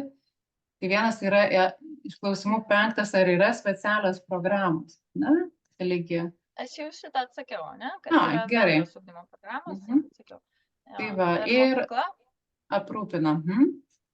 Tai mokykla aprūpina pagal mokyklos galimybės mokomąją medžiagą, kai kurie labai skirtingai yra skirtingos mokyklos, vieni popierinius vadovėlius, kiti elektroninius gali aprūpinti, bet daugumą visą tai, ką reikia papildomai, tai tėvai rūpinasi šeima. Tai irgi labai priklauso nuo mokyklos, vienos ten turi daugiau į elektroninę erdvę eina, kitos labiau žiūri pagal kitokius kriterijus, tai labai įvairiai. Taip, kaip laikomasi programos. Tai kas yra ugdymo šeimoje apraše privalomas reikalas, kad tėveliai ugdantys šeimoje vaikus turi pildyti tokį dienyną, kuriame fiksuoja vaiko pažangą, tiesiog ką mokėsi kas 2 savaitės, nerečiau kaip 2 savaitės, ką mokėsi vaikas konkrečiai. Tai tiesiog toksai yra kaip ir privalomas dalykas, plus yra dar nuotraukėlės šiek tiek ir tai yra, mokykla stebi tą visą procesą, kaip vaikui sekasi, tikrina tuos dienynus, šiek tiek prižiūri, jeigu kažkokie kyla klausimai, gali susisiekti su šeimom. Ir taip pat vyksta atsiskaitimai, tai 2 kartus per metus vyksta pilni atsiskaitimai, kur mokykla vertina mokinio pasiekimų pažangą, kaip jam sekasi mokintis, kaip jisai eina į priekį, ar atitinka tą švietimo ministerijos nustatytą tvarką programą. Ir taip pat dar vienas įsipareigojimas ugdančiom šeimom, tai kiekvienų mokslo metų pabaigoj parengti tokią laisvos formos vaiko metinę pasiekimų, individualios pažangos pasiekimų tokias kaip ataskaitą. Tai čia pagrindiniai dalykai, ko reikalauja iš tėvų šitas. Aš dar, jeigu galėčiau papildyti truputėlį dėl tų visų, galima grįžti trupučiuką atgal, kur buvo tie klausimai? Taip, tai irgi jau Margarita, man atrodo, minėjo, ar ne, kad išsiaiškins su mokykla dėl jų požiūrio į ugdymą. Ir man atrodo tikrai labai svarbus dalykas ir turbūt keliaujančiom šeimom ypatingai svarbus, tai išsiaiškinti dėl mokyklos požiūrio į tą visą fiksavimą, tarkim. Todėl, kad tvarkos apraše parašyta ne rečiau kaip kas 2 savaitės, ar ne? Tai labai rekomenduoju su mokykla iš anksto išsiaiškinti, nes vėlgi, kas nutinka kartais, nesakau apie visas mokyklas, bet kas nutinka, tarkim, su kai kuriom valstybinėm mokyklom pasirašius sutartį, tai kad jūs tėvai patys kaip mokytojai pildysit TAMO arba mano dienyną, kiekvieną dieną turėsit rašyti pažymius savo vaikam. Čia yra mokyklos reikalas, ko jinai iš jūsų reikalauja. Tai prieš pasirašydami sutartį su mokykla irgi pasižiūrėkit, ar jums tinka. Vienom šeimom labai tinka, jie patys nori fiksuoti savo tą visą pažangą, kiti nori laisviau. Tai, tarkim, yra mokyklos, kurios būtent prašo tik tai kartą per savaitę, ar ne, kažką pažymėkit. Gal Excelio lenteliai, gal kažkokiam tai ten bendram diske, ne jokiuose ten mano dienynuose. Tai tą norėjau papildyti, kad šitas pats procesas irgi yra labai skirtingas. Super. O pas mus į testavimus atvažiuoja vaikai su chalatais ir tapėm ir kaldrytėm. Čia mūsų tikra istorija, kaip būdavo 1 metų atsiskaitimai, kada vaikai alpdavo, vemdavo, skaudėdavo jam pilvus nuo visų psichosomatinių dalykų, nes jie atsinešė tą baimę testuotis, kad tai reiškia manęs vertinimą.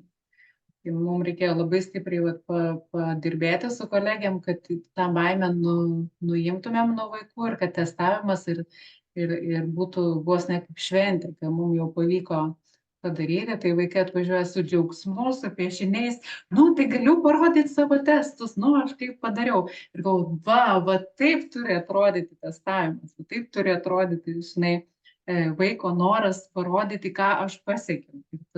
Ir tos klaidos pas mus yra tikrai netgi toleruojamas, nes tu tada per klaidas pasižiūri, o žiūrėk, o čia ir čia truputėlį, o kaip tu galvoji, dar galėtum čia pasimokyti. Ir vaikas tada, jo, gerai, pasidarysiu. Tai čia labai tuo džiaugiuosi. Tai jau dabar jau chalatų ir tapių nebereikia, bet pradžiai buvo labai prastai. Tai dar kartelį ačiū, Akvilė, kad paminėjai, kad tikrai su mokykla kalbantis, ieškantis, kur dabar yra jau metas tai pradėti daryti, nes balandžio 15 dienos oficialiai prasideda jau tie visi priėmimai į ugdymo šeimoje mokyklas. Tai rinkitės, kalbėkite su keliom mokyklom, nebijokit klausti, o kokia tvarka atsiskaitimai vyksta ir ko būtent iš mūsų reikalauja. Ir visą tai turi padaryti, dokumentą susiimti iki birželio 1 dienos. Tai nepamirškite. Tai ką, toliau. Einame jau link pabaigos. Šitas labai svarbus akcentas, kad tik tai iki birželio 1 galima pasiimti pažymas iš valdybių. toksai apribojimas, tai visiems paprastiems vaikams galima ir rugsėjai pradėti mokintis, ne? Tai mes jau pradedam galvoti apie kitus mokslo metus, tik iki birželio 1 turim susitvarkyti viską. Žodžiu, vasarai negalima palikti, nes tėvai galvoja dažnai, kad, tai čia per vasarą nuspręsim, dėja ne. Tai dabar turit pradėti jau. Dėl to ačiū Vilmai, kad jinai taip laiku mus čia užkuteno padaryti šitą diskusiją, tai super. Aš turiu klausimą, jau galima dėl šitų datų. Tai ar suprantu teisingai, kad vidury mokslo metų nėra galimybės pereiti iš mokyklos į ugdymą šeimoje? Iš mokyklos ne, tai iš Tik nuo metų mokslo pradžių, ar ne? Ta prasme, nuo mokslo metų Iki birželio 1, jeigu spėji, ir kad pradėti nuo rugsėjo. Bet yra vienas niuansas, bet labai smagus niuansas, kad tarkim mokslo metų eigoje galima pakeisti ugdymo šeimoje mokyklą. Tai yra, jeigu tu jau ėjai ugdymo šeimoje, tai mokslo metų bėgyje gali rinktis kitą ugdymo šeimoje mokyklą.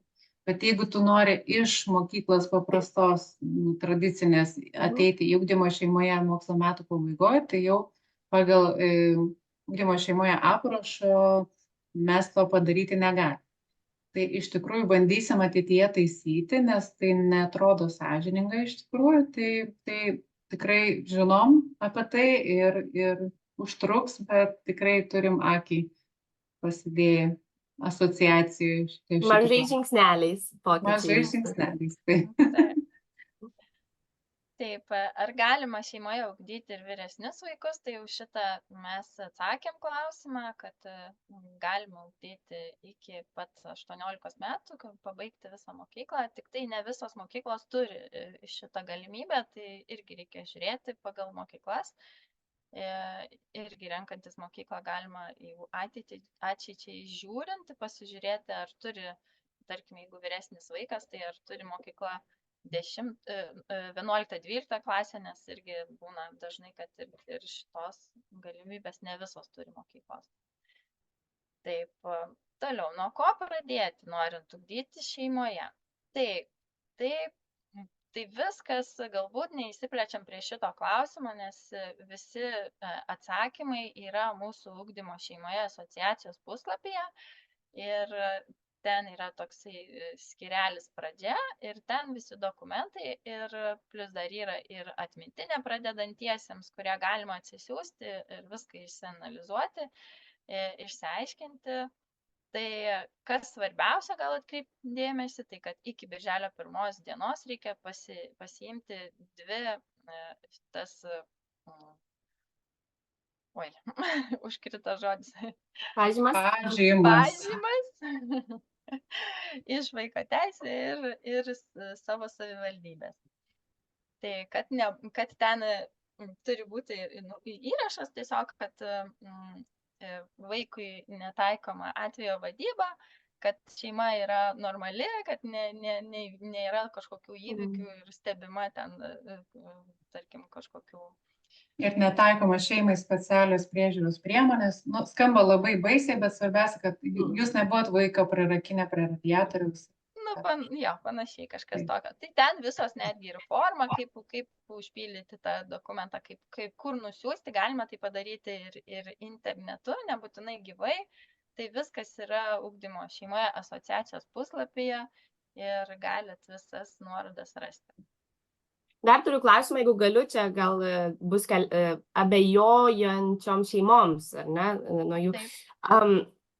Jeigu išsiemi pažymas, ar ne, iki birželio 1, ar tai jau įpareigoja pereiti į ugdymą šeimoje nuo rugsėjo, ar ne? Ar reiškia, kad aš galėčiau imti pažymas, tada gal per vasarą dar pasirinkti daugiau informacijos, apsispręsti kartu su šeima ir tada pradėti, ar jeigu išsiemi pažymas, pasirašai sutartį turbūt su mokykla, nežinau, koks terminas tam yra, kaip visą tai vyksta, nes aš tikiu, kad tai būtų aktualu šeimom, kurios turi dar abejonių ir gal norėtų šiek tiek laiko apsisprendimui, ar ne? Taip, tai neprivaloma. Jeigu išsiemat pažymas ir dar norite pasvarstyti, tai svarbiausia turėtas išsiimtas pažymas ir apsispręsti, gal kažkiek turit laiko, čia jau irgi su mokyklos sutarimu Taip. reikėtų žiūrėti, kada mokyklos registruoja. Mhm. Šiaip oficialiai iki birželio 1 Birželio. dienos, bet neįpareigoja taip, kad jau būtinai išsėmėt pažymas ir jau turit Taip. mokintis būtinai tais Mhm. metais. Bet Galite geriau, kitais metais. bet geriau išsiimti tas pažymas Taip. ir tada galvoti, negu galvoti ir Mhm. po to atsibusti ir neišsiimti tų pažymų. Tai Taip. mes turėjom šeimų, kur tikrai labai gaila, bet negalėjom priimti, nes atsibudo tėvai rugpjūčio mėnesį ir sako, nu va, mes pagaliau apsisprendėm, žinai. O jau mūsų prašymų datos jau yra pavėluotas. Tai kad taip neatsitiktų, nes vėl turi metus laiko laukti, kol gali Taip. paduoti į ugdymą šeimoje. Tai tikrai buvo nuskriaustų šeimų, tai nemegokit. Pradėkit dabar, tai nėra sunku padaryti. Pažymas išduoda per 2, 3, 4 darbo dienas ir tada Priklausomai nuo ieškokite. savivaldybės. Taip. Jo, kartais ir užtrunka ir iki 3 savaičių, net turėjom tokį atvejį, kur net iki 3 savaičių užtruko. Bet ten kažkas negerai ir ten jau reikia skambintis, aiškintis, nes iki šiol taip smagu matyti tuos pakeltus antakius ir išpūstas akis, bet jau pradeda erzinti, kaip aš sakau, nes jau tikrai 4 metai ir švietimo įstaigos, ypač švietimo įstaigos jau turi žinoti, kas yra ugdymo šeimoje ir nebekelti antakių ir tėvams sakyti, ką čia sugalvojot, žinai, ypač rajonuose. Kas čia per ugdymą šeimoje, ką čia sugalvoja. Tai mums skambina tėveliai, mums neduoda pažymų, nesupranta, kas tai yra. Sakau, duokit mano telefoną, tuo aš jau anksčiau nebegaliu, sakau, skaitykit įstatymą švietimo. Tai va. Taip, iš tikrųjų tai nuliūdna, tai kad tai yra už švietimą rajone atsakingi žmonės. Tai Taip. jeigu už kažką kitą, tai suprantu. Tik tai va dar norėjau trumpai dar kartą akcentuoti, Ugne, kai klausai, tai taip, dokumentų išsiėmimas, jisai neverčia tavęs rinktis ugdymą šeimoje, bet tik tai, kad apsisprendimui vasaros dėja šeima neturi. Tik tai iki birželio 1. Tai labai gerai, manau, kad patikslinom, kad galima dokumentus įsimti dabar, bet iki birželio 1 dar yra laiko apsispręsti. Taip. Taip, 11, ne? Jo, Ar yra Lietuva jau baigusi ugdyti šeimoje, ugdymą šeimoje, tai šiaip dar nėra tokių labai daug. Iš vis nėra. Kardokai, man atrodo, ar neturi vieną. Nežinau.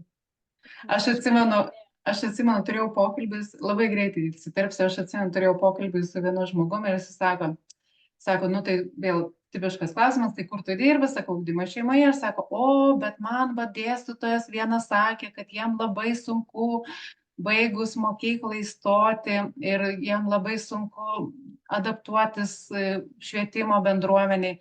Aš taip sakau, ane? Sakau, ir kiek tas tavo, žinai, dėstytojas žino tokių baigusių Lietuvoje, žinai. Tai mes Lietuvoje dar kaip ir neturim oficialiai baigusi, nes jeigu ir baigė šiemet, tai dar stot neįstojo, nu kaip ir, žinai.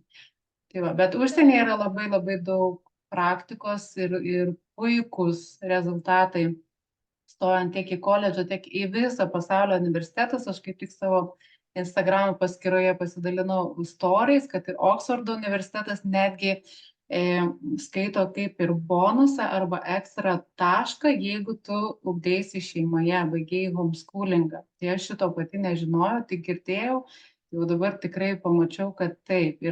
Ir galiu tik sakyti už Angliją. Anglijoje tikrai, jeigu pasakai homeschooled kid, žinai, tai ten vos ne kaip aukso dulkėm pabarstytas esi ir tikrai labai dėstytojai noriai priima tokius vaikus, nes jie jau yra kitokie different thinkers, kaip sakant, tai yra jie jau kitaip mąsto tie vaikai, jau tos idėjos jų įdomesnės, projektai įdomesni, tai to nereikia bijoti ir sėkmės istorijų tikrai galite pasiieškoti, tiek yra ir garsių aktorių ir žmonių baigusių ugdančių šeimoje, tiek yra, pavyzdžiui, sėkmės istorijos UK grupėse, ten UK Homeschooling UK ar dar kažko to, kad tikrai galite pasiieškoti, rasite. Ir taip pat mes va čia irgi įdėjom šiek tiek ir straipsniukų, ir vaizdo įrašų, ir ten tyrimų netgi, ir kur šeimos dalinasi savo patirtimis. Tai irgi bus visos nuorodos apačioje, galėsit pasižiūrėti. Taip pat yra ir užsienio tos grupės. Tyrimai. Taip, tai ten labai galima daug ištyrinėti visokios medžiagos, yra ką veikti. Taip. Tai asociacijos pagrindinis puslapis ir yra www.ugdymas.šeimoje.lt. Ten rasi. Ir taip pat klausia mūsų čate, Rita Regis klausia, su kokiais pagrindiniais sunkumais, iššūkiais susiduria šeimos ugdančių šeimoje. Tai ir čate klausytoja mūsų viena irgi klausia, kokiagi ta pusė ir virtuvė iš tėvų pusės. Jo, tai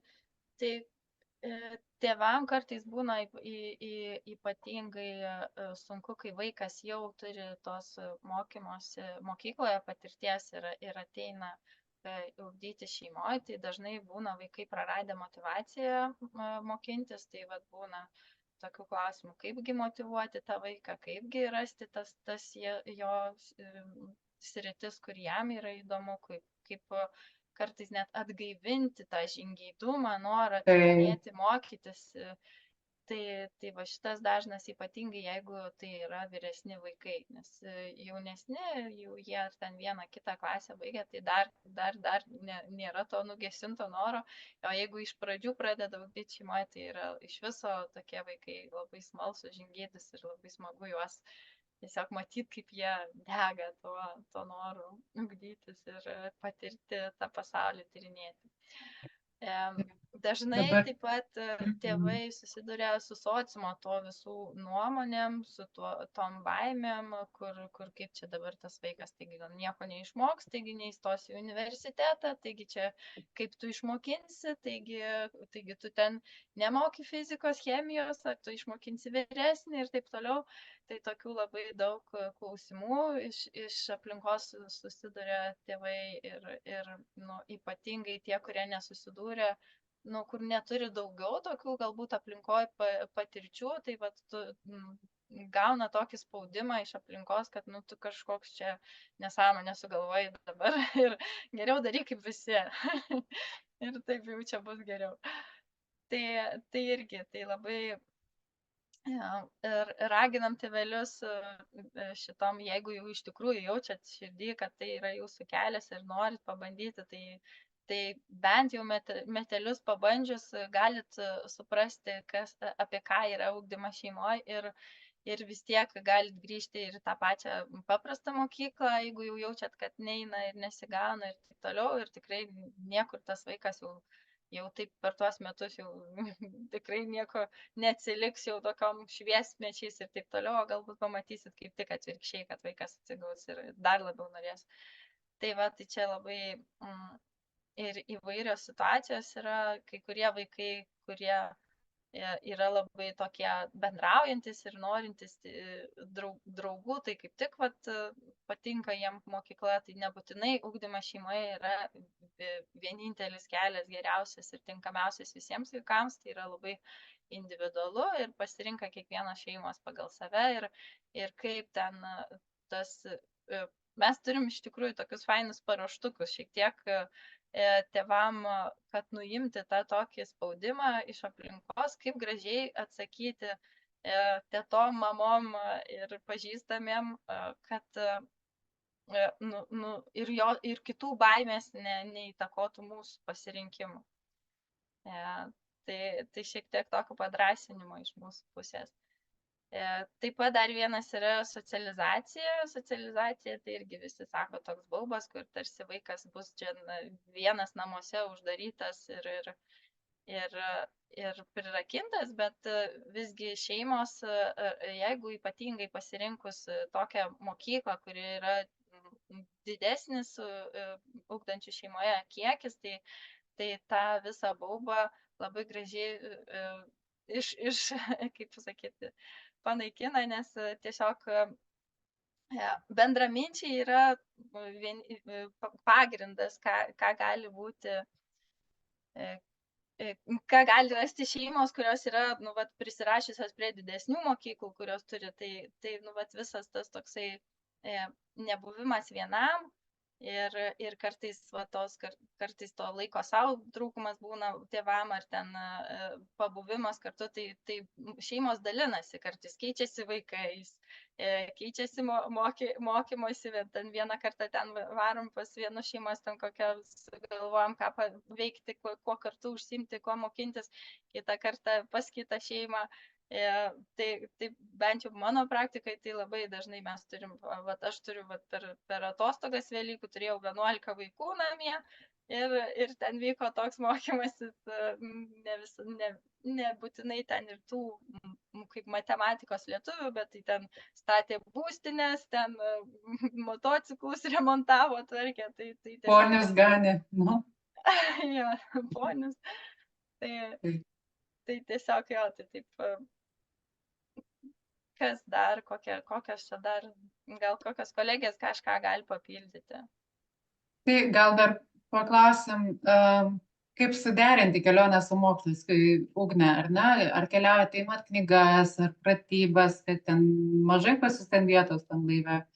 Pas jūs ugdymasis ne šeimoje, o ugdymasis denyje. Taip, panašiai. Iš tikrųjų turime pratybų įvairių, nebūtinai mes jas nuosekliai darome, pradžioje taip, bet dabar tas vėlgi atsirado laisvumo gal jausmas, labiau pagal tai, kas traukia vaikus ir tuos dalykus, ir ne visos pratybos gal yra įdomios to pačio dalyko vaikams. Tai mes turime pratybų, mes turime taip pat prieigas prie sistemų Eduka ir Eduten, tai kartais tikrai mūsų vaikams labai yra pasiteisinęs šitos prieigos, plus, na, interneto platybės, ar ne, yra ir anglų kalba nemažai resursų, ir prieigų. Tai mes tą mokslų ir visą informaciją turime ir keliaujant, na, mes mokomės, savaitės dienomis mes stengiamės turėti struktūrą, bet mes kartais mokomės ir savaitgalį, nes galbūt ten ketvirtadienį mes esam naujam miestelyje ir ten yra nuostabus muziejus, kurį mes norim aplankyti, tai tada mes mokomės per tą laiką kartu, ekskursiją ir panašiai. Matau, yra klausimas, ar mokotės grįžę namo, ar ne? Tai tas namo mums yra labai subtilus klausimas, nes taip, mes turime namus Lietuvoje, bet mums namai yra mūsų laivas. Tai šiais metais mes iš tikrųjų eksperimentuojam, tai reiškia, kad mes buvome Lietuvoje gruodžio mėnesį, ar ten nuo lapkričio pabaigos, ir mes klausėm vaikų, ar jie norėtų susitikti su savo draugais iš praėjusių metų, nes jie ėjo į privačią įstaigą, ar ne, ar jie norėtų kažkiek praleisti laiko ten. Ir abu vaikai atsakė, kad taip, tai mes juos nepilnai dienai, bet kažkuriam laikui visi vaikai buvo likę tie patys ir jie grįžo, pabendravo, papasakojo apie savo nuotykius, pasilygino rezultatais turbūt. Ir jiem tas laikinumas to pačiu, ar ne, man draugai sako, nu pamatysi, jie dabar sakys, nebenoriu grįžti į laivą, nebenoriu mokytis, ugdyti šeimoje, ar ne? Ir gal viduje netgi tokia baimė šiek tiek buvo. Bet iš tikrųjų, kai mes klausėm vaikų, ar tai dabar jau grįžtam į laivą, vėl į tą savo rutiną, tai jie buvo labai pasiilgę. Jie taip pat džiaugiasi, kad jie susitiko su savo senais draugais ir gavo tą progą ir kai kuriais mokytojais, nes mokytojai tikrai yra nuostabių mokytojų ir gerų mokytojų. Tai jiem tas laikinumas labai patiko. Ir dar vieną kartą eksperimentavom būnant Tenerifėje, nes ten yra lietuvių mokyklėlė tarptautinė, ar ne, irgi įvesti vaikus į tą ritmą, į tą saulę, leidžia laiko daug lauke ir panašiai. Tai vėlgi tos kelios savaitės jiem patiko, bet ką mes darome, mes sprendžiam kartu su vaikais. Tai reiškia, kad jeigu mūsų vaikai to nenori, mes pasišnekam, ar ne, mes neverčiame jų eiti į mokyklą, ar ne, bet to pačiu patirti skirtingus dalykus, ar ne, ar netgi mums patiems grįžti šiek tiek į struktūrą, jeigu mes tą galimybę turime, nes tikrai ne visur yra lietuvių mokyklų, čia tokia unikali situacija gavosi, tai nebūtinai yra blogai, nes tie patys vaikai įsivertina, kas jiems labiau patinka. Ar sakau, ar jūs jaučiatės, kad jūs išmokstat kartu su mumis? Ir aš sako, taip, aš žinau labai daugiau ten vandens gyvūnų, ar daugiau iš pasaulio pažinimo, ar ne? Tai čia tokie mum yra eksperimentiniai metai. Aš nežinau, kaip mes darysim toliau. Aš visada turiu tokį platų mąstymą ir idealiam pasaulyje ir mokyklos augs kartu, ar ne? Ir tu gali tikėtis, gal jos irgi keisis. Tiesiog tas progresas yra lėtesnis, negu mūsų vaikai auga. Deja.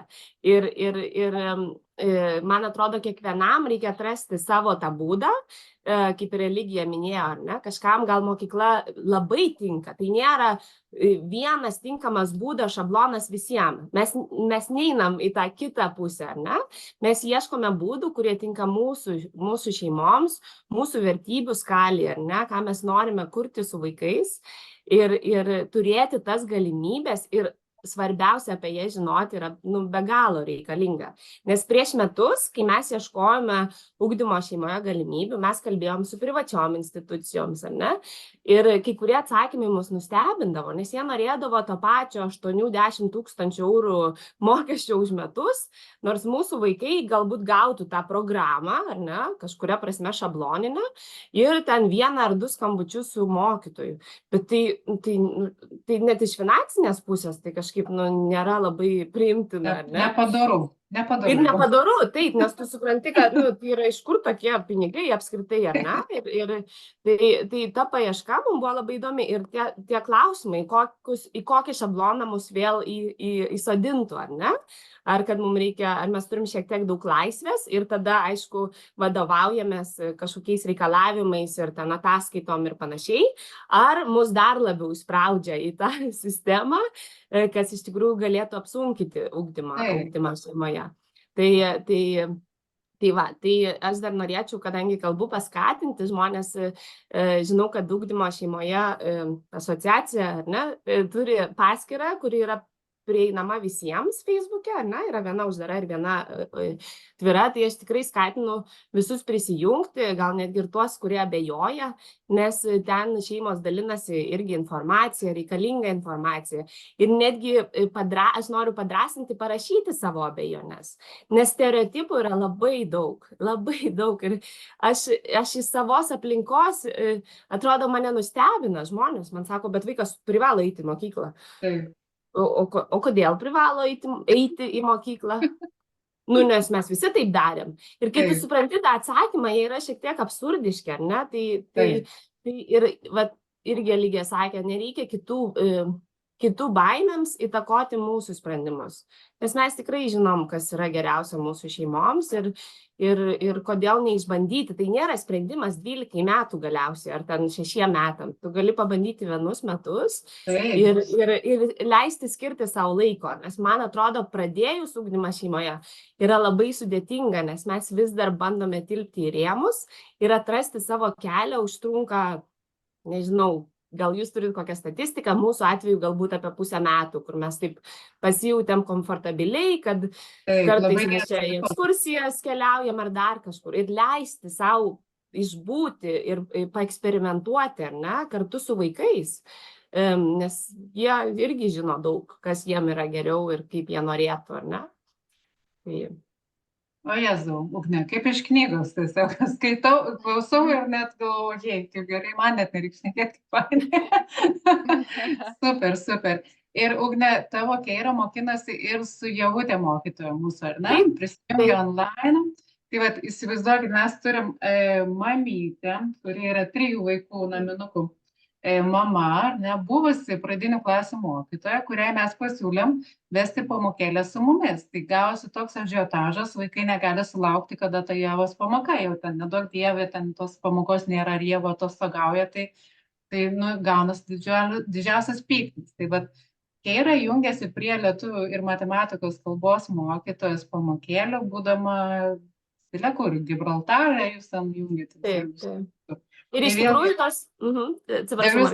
When there is a will, there is a way, ar ne? Aš tą norėjau pasakyti. Kai tik yra noro, tai tu visada rasi, kaip apsupti tą vaiką, jam tinkamiausia ugdymosi aplinka ir mokytojais ir medžiaga. Taip? Ir rasti mokytojus, ar ne? Aš žinau, kad Ieva irgi tą ugdymo šeimoje kelionę pradėjo pakankamai neseniai, ar prieš 1 metų, jeigu neklystu. 1 metų. Jo, tai aš taip pat ir iš jos mokausi, kaip jinai priderina veiklas, nes mūsų atveju, kadangi mūsų vaikai yra trikalbiai, tai kartais reikia papildyti Lietuvos žinias ir mes turim pamokėlės privačias su Ieva, ar ne? Ir klausome grupinės atskirai, bet su Ieva turim.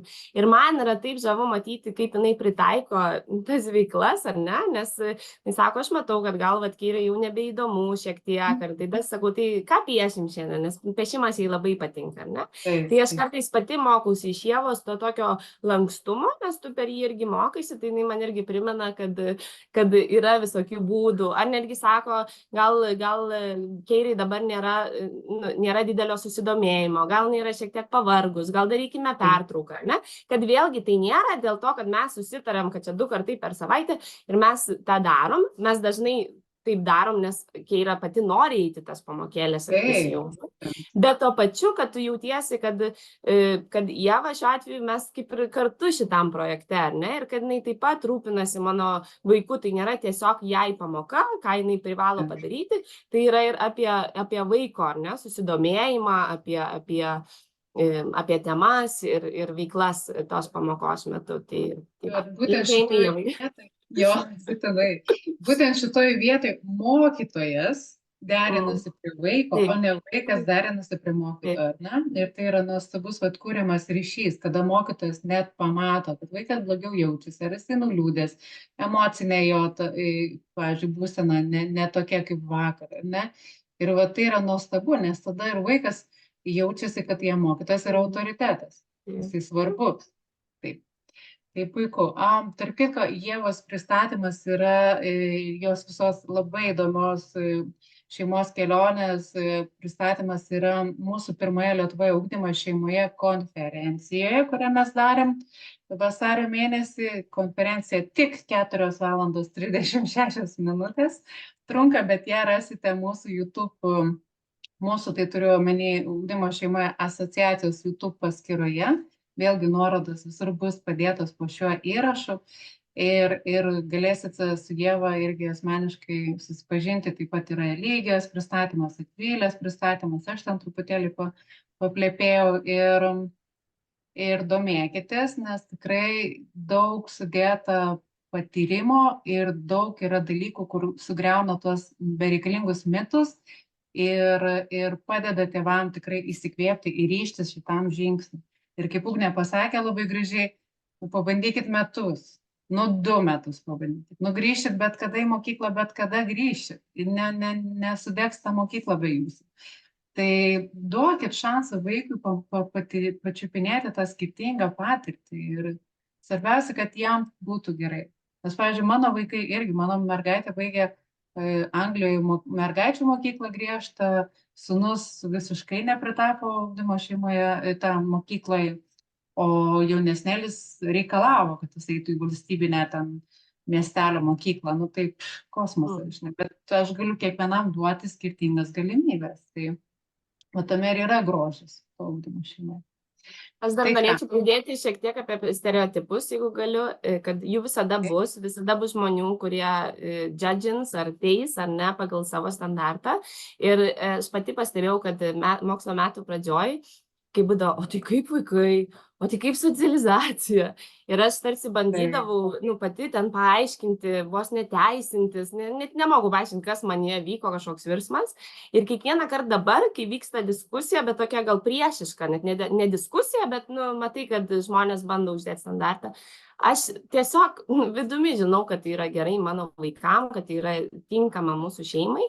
Ir aš jau net būna nebesileidžiu tas diskusijas. Tiesiog aš paklausau ir džiaugiuosi, jeigu jiem tinka mokykla, bet mums yra šitas kelias. Ir iš tikrųjų, visada bus tų teisėjų, kas galvos kaip geriau, ar kad čia galbūt yra kažkoks blogumas, ar ne?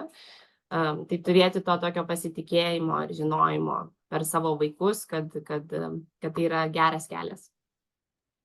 Bet aš pasidalinsiu iš asmeninės patirties, jeigu pirmo kontakto metu pirmas esi tas, kuris pasakai, kaip mes čia kietai darom, nesukdomės šeimoje, kažkaip žmonės nebedrįsta taip labai tau Taip. aiškinti. Jeigu tu pats toks jautiesi tarsi kaltas ir neva tai turėtum visų atsiprašyti, kad tu to savo vaikus sukdai, tave tikrai puls. Tai čia labai... Atsimeni, Eligija, pas mus prieš porą dienų buvo susitikimas su 2 naujom šeimom ir ten buvo mergina, tokia bombinė, turbinė mergina Patricija. Ir kai juos paklausė, sako, tai kodėl tu neisi dabar čia į mokyklą? Jinai, kaip pasakė, aš pabandysiu atgaminti, bet man ten išnešė smegenis, sako, pradinukė. Aš gyvenu šeimoje, kurioje turiu pasirinkimą. Ar taip? Aha, pasirinkimo laisvę. Man išnešė, aš galvoju, wow, respekt, mergina, respekt, va tokia piplytė, žinai, 6 metų ar kiek ten, jinai sako, žinote, aš gyvenu šeimoje, kurioje aš turiu pasirinkimą, kaip aš galiu ugdytis. Tai va tokius vaikus mes norim auginti, tokius, neauginti, o leisti jam augti. Nesikišant, netrukdant ir vedant ir parodant, koks yra platus ir nuostabus pasaulis. Ir vis dėlto tas unikalumas mokyklos sistemos, kad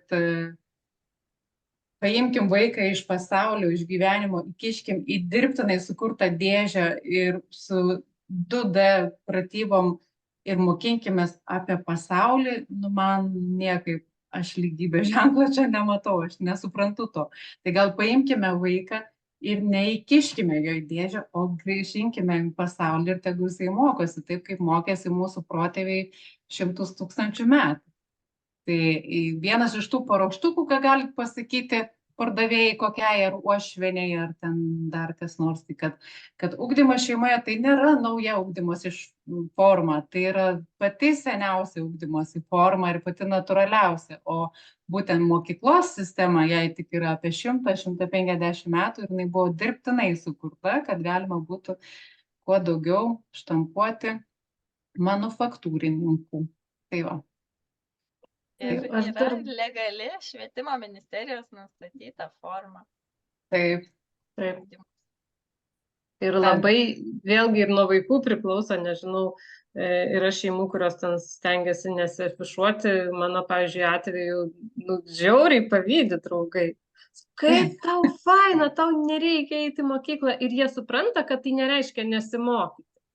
Tai yra akivaizdu, vaikai bendrauja apie tai, kaip tu leidi dieną, ką tu veiki, ką tu mokaisi, bet va tas, kad tau nereikia eiti, tai tikrai yra pavydą keliantis dalykas. Nes ir dar yra vienas, atsiprašau, Akvilė. Jau čia diskusija, galim diskutuoti. Taip, aš tik tai noriu pasakyti tą, kad mes labai akcentuojam pagal vaiką, kaip vaikas, ar ne? Ir tada irgi gali susidaryti tas stereotipas, kad čia tie vaikai, kur ką nori, tą daro ir ten suaugusių neklauso. Tai irgi taip nėra. Tėvai labai mokosi sekti tuo vaiku ir žino, kur reikia pagal jį, o kur galima paspausti, kur reikia paspausti, ar ne? Tai nėra tokia palaida bala, kaip irgi. Čia kitas stereotipas, čia kur tiem vaikam viską galima, jie ten nori mokosi, nori nesimoko, ne visai taip. Ne visai, tai yra struktūra, bet jinai yra labai empatiška struktūra. Taip. Ir išmokstama, labai tėvai išmoksta įsiklausyti į vaiką. Taip, girdžiu, kad tu dabar nori. Taip, suprantu, bet man dabar yra darbo laikas, pavyzdžiui, nes daug kas dirba iš namų, tarkim. Ir tu išmoksti ir vaikas tokį įgūdį gauna socialinį, ar ne? Taip jisai ir labai daug šeimų, pavyzdžiui, turi savo verslą ir jie tamposi tuos vaikus su savimi, verslo susitikimus, aš taip darydavau, į pokalbius su klientais ir jūs galvojate, jie nevinioja, jie gyvinioja viską, kaip tėtis pasakė, kaip mama atsakė, kaip jinai bendrauja, kaip jinai apsirengė, kaip jinai pasidažė. Tai yra tokia mokykla jiem gyva, kad jie dabar, sakau, mes turim tą kalėdinę mugę, kur ten tiesiog fiesta buvo, kaziuko mugė, kur vaikai patys gamina pardavinėja savo gamintus dalykus ir mes ten išsižiojusios matom, ką vaikai sukuria, nes jie tikrai turi tą verslumo gyslelę, jie yra drąsūs, jie apskaičiuoja išlaidas, pajamas, gryną pelną, jie apskaičiuoja, Eligijos dukra tai jau ir darbuotojus samdosi, būdama ten 14-metė. turi 3-4 darbuotojus, jūs įsivaizduojat, Akvilės dukra iš vis verslo turi, ten klientas neužsidaro duris 10-okė, žinai. Tai įsivaizduojat, ant kiek vaikui duodama galimybė būti savimi ir perspjauti tą tokį vadinamą stereotipą, kad, žinai, tu tik pabaigęs mokyklą būsi žmogumi. Tai va, dabar dar matau, kad čiate labai daug visokių atsiliepimų ir mūsų miela Živilė keliauninkė taip pat rašo, oi, kaip pritariu Ugniai, mes pakeliavom 2,5 mėnesio po Europą su kemperiu ir sugrįžo vaikai, labai faini berniukai, Nemunas ir Nerijus, va, galvo, irgi vanduo turėtų būti. Tai sugrįžo vaikai po kelionės į kaimo darželį ir sako, mama, neturime apie ką su vaikais kalbėti, jie nieko nežino apie pasaulį. 4 ir 6 metų vaikai. Ir po to patys pasakojo, mokė draugus, kas kur yra Europos valstybės. Nu tai va, tai puikiai. Aš įsivaizduoju, kaip Keira grįž, ką ten galim papasakoti. Gali. Aš tai dar norėčiau pridėti, kad vienas iš klausimų buvo vis tiek kokie sunkumai ir su kuo susiduria. Tai negaliu kalbėti su visom šeimom, bet manau, tai irgi yra geras klausimas, nes nereikia irgi piešti visko vaivorykštėm spalvom kartais, ar ne? Tai tiesiog, ne, jos yra daug Pabaigai dirbsi viską. Tai pabaigai dar uždėsim tą, kaip tą sumuštinio principų, ar ne? Bet tiesiog aš noriu pasakyti, kad tikrai būna momentų, kai tas, vis tiek laikas visada kartu, mes laive dar gyvenam, ar ne, jis gali atrodyti sudėtingai, ar ne, ir kartais gal ir būna tų momentų, bet aš irgi tą patį pastebėjau, kad po, nežinau, kažkiek mėnesių mes, kai atradom tam tikrą rutiną, nes aš dirbu taip pat, ir pradžiai būdavo, kad vaikai bando lipti ten, žodžiu, gal trukdyti šiek tiek, ar ne, tam tokiam ritmiškumui, bet mes su jais labai atvirai pasikalbėjom, mes sakėm, o kada mums daryti tas struktūrizuotas pamokėlės, kada mes einam į ekskursiją, kada jūs norit laisvo žaidimo ir panašiai, ir kai mes įtraukiam vaikus į planavimą, nes aš sakau, va, mamai rytoj reikės dirbti, man reikia ten 3 valandų, ar ne, tai kada, ar jūs norit ryte, ar po pietų, jeigu aš galiu planuoti savo laiką.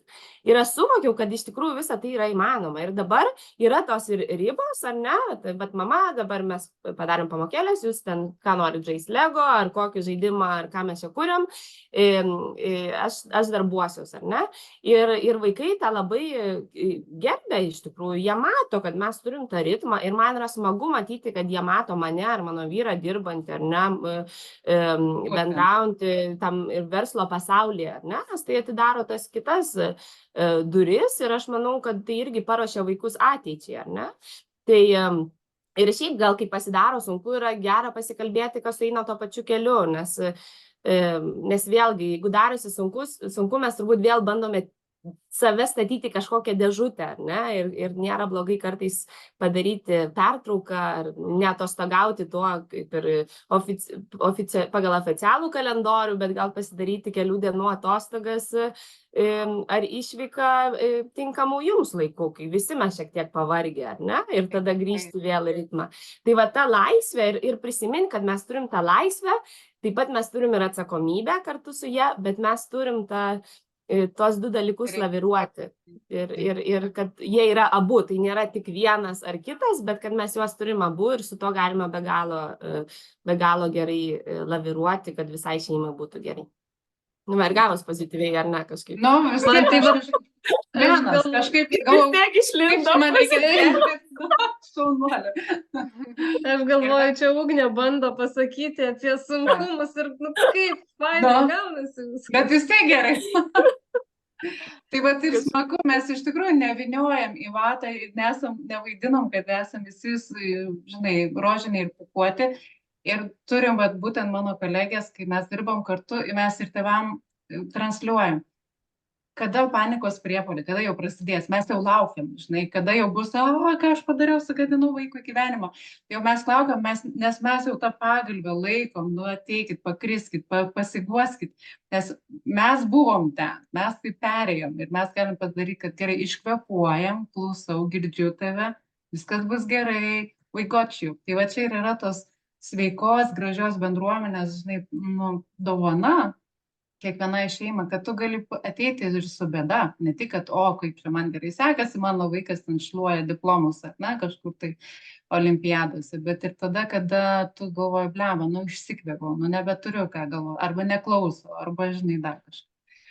Tai nes viskas, kas yra labai gražu ir sudėtinga ugdyme šeimoje, kad yra didžiulė dinamika. Ir jeigu vaikas mokėsi su jūsų tą mėgstamą mokytoją ir jisai gali po 3 mėnesių sakyti, ne, mama, aš jau nebenoriu. Mes ir sakom, nieko nepirkit metus į priekį. Mėnesį, nes viskas labai keičiasi. Kas yra gražu. Tai reiškia, vaikas gali labai daug visko pabandyti ir šeima taip pat. Taip. Va. Aš irgi gal tada pridursiu iš savo pusės, kad aš ugdau 3 vaikus ir jau paauglius, galima sakyti, nes 11, 14 ir 16 jau bus metų. Tai 4 metus jau ugdomės šeimoje ir žinokit, galiu pasakyti, kad lengviau, bet nėra lengva, nes vis tiek keičiasi, vis tiek yra dinamika, vis tiek kiekvienas auga, vėl skirtingi poreikiai, skirtingi atsiranda ir tą visą suderinti visoji, kadangi mes esam 5 asmenų šeima, ir su kiekvienas su skirtingais savo poreikiais ir norais ir visą kitą, tai tikrai yra ką veikti, bet ir tuo pačiu yra labai gražu, kai mes galim kurti tą bendrą ryšį, bendravimą, supratimą vienas kito, palaikymą ir man tai ugdymas šeimoje yra didelė dalis apie tai, kad yra daug tėvų augimo kartu su vaikais ir daug mokinimosi kartu. Ne tik apie ten mokomosius ten tuos dalykus, bet čia aplamai tas visas žmogaus kaip asmenybės augimas. Nes, tikrai nebūtina visą laiką lengva. Nereikia čia uždėti kritų rožinio akinių. Bet įmanoma. Bet įmanoma ir labai smagu ir labai įdomu. Ir tie visi tokie, kaip matai, kaip keičiasi tas tavo vaikas, kaip auga, kaip koks jisai laisvas, kiek jisai atskleidžia savo tų talentų. Autentiškas. Taip. Man tai, toksai atlygis vis tiek ateina toks tarsi kažkoks apdovanojimas tame, kaip matai tą savo vaiką tokį. Ir šita linksma gaida, taip sakant. Aš tai galvoju, dar mes turime visą laiką. Visada dar. Taip, dar truputį prieš baigiant, yra vienas klausimas čiate, kuris atrodo tarsi labai asmeninė situacija, ar ne, bet man atrodo labai svarbu trumpam paminėti. Klausimas yra apie lietuvių, kaip suprantu, šeimą gyvenančią Vokietijoje ir kad vokiečių institucijos neleidžia lietuviškai ugdytis šeimoje ir reikia eiti į mokyklą. Tai taip, Vokietijoje ugdymas šeimoje yra draudžiamas dalykas, negalima, nėra. Visi turi eiti į mokyklą. Ir va čia, kodėl sakau, kad ne tik asmeninė situacija, bet daugam svarbu, jeigu tai yra šeima keliaujanti daug, ilgai, tai jeigu jūsų vaikai išregistruoti iš Lietuvos ir priregistruoti kažkur kitur, jūs pagal tos šalies sistemą ir gyvenat. Tai yra galima tenai ugdytis šeimoje, ugdotės, negalima, nesiugdot. Tai čia reikėtų turbūt labai įsivertinti, ar išvykstant iš Lietuvos verta išdeklaruoti vaikus. Galbūt yra galimybė palikti tos vaikus deklaruotus Lietuvoje ir tada jūs galėsit ugdytis pagal lietuvišką sistemą. Taip, superinis pointas, ačiū Vilė. Ir kadangi pradėjom nuo Vilmos, tai gal ir galim pabaigti su Vilma, kam, nes jau tu užkimai visai bekalbėdama. Dėja, dar pavasarį. Bet ir klausiau, ir įdomu, ir pačiai naujų tam tikrų įžvalgų, ar ne, bet aš pilnai sutinku su mamom, kad didžiausias atlygis už mūsų tą baimę eiti, ieškoti kažkokio to geriausio būdo yra matymas, kad mūsų vaikai auga laisvi ir nepatenka po tais socializacijos ratais, kur pas mus dažniausiai yra taip ar darželį, ar mokykloje. Tu turi būti vienodas, tu turi daryti kaip visi, nes tada tu būsi kitoks, tu sulauksi kažkokių patyčių ir panašiai. Tai labai būtent šita pusė tos gerosios socializacijos, gerosios patirties, tai be abejo ir žavi tam ugdyme šeimoje, tai laikas maksimaliai su vaiku, ta socializacija gerąja prasme, kai tu pasirenki, su kuo tu nori bendrauti, su kuo tau įdomu bendrauti, o nesi uždarytas į tą dėžutę, kur, kaip sakant, ar ne, niekas nuo tavęs nepriklauso, iš tavęs visi tik reikalauja ir tu turi būti toks kaip visi ir jokių ten kūrybų.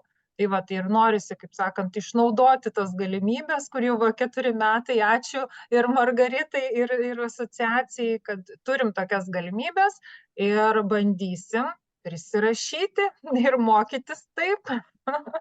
Bandykit prisirašyti. Ir Ugnė paskutinis žodelis. Aš tai norėčiau pridėti, kad iš tikrųjų, kai pradedi tam tikrą kelią, visada yra palaikymo. Reikia atmerkti akis ir jį pastebėti, ar ne? Ir šiuo atveju aš noriu pagirti tiek patirčių slėnį, tiek Eligiją, Akvilę, Margaritą. Ir iš tikrųjų jausti, kad esi palaikomas, ar ne, yra nuostabus jausmas, kad tu esi kartu, ar ne?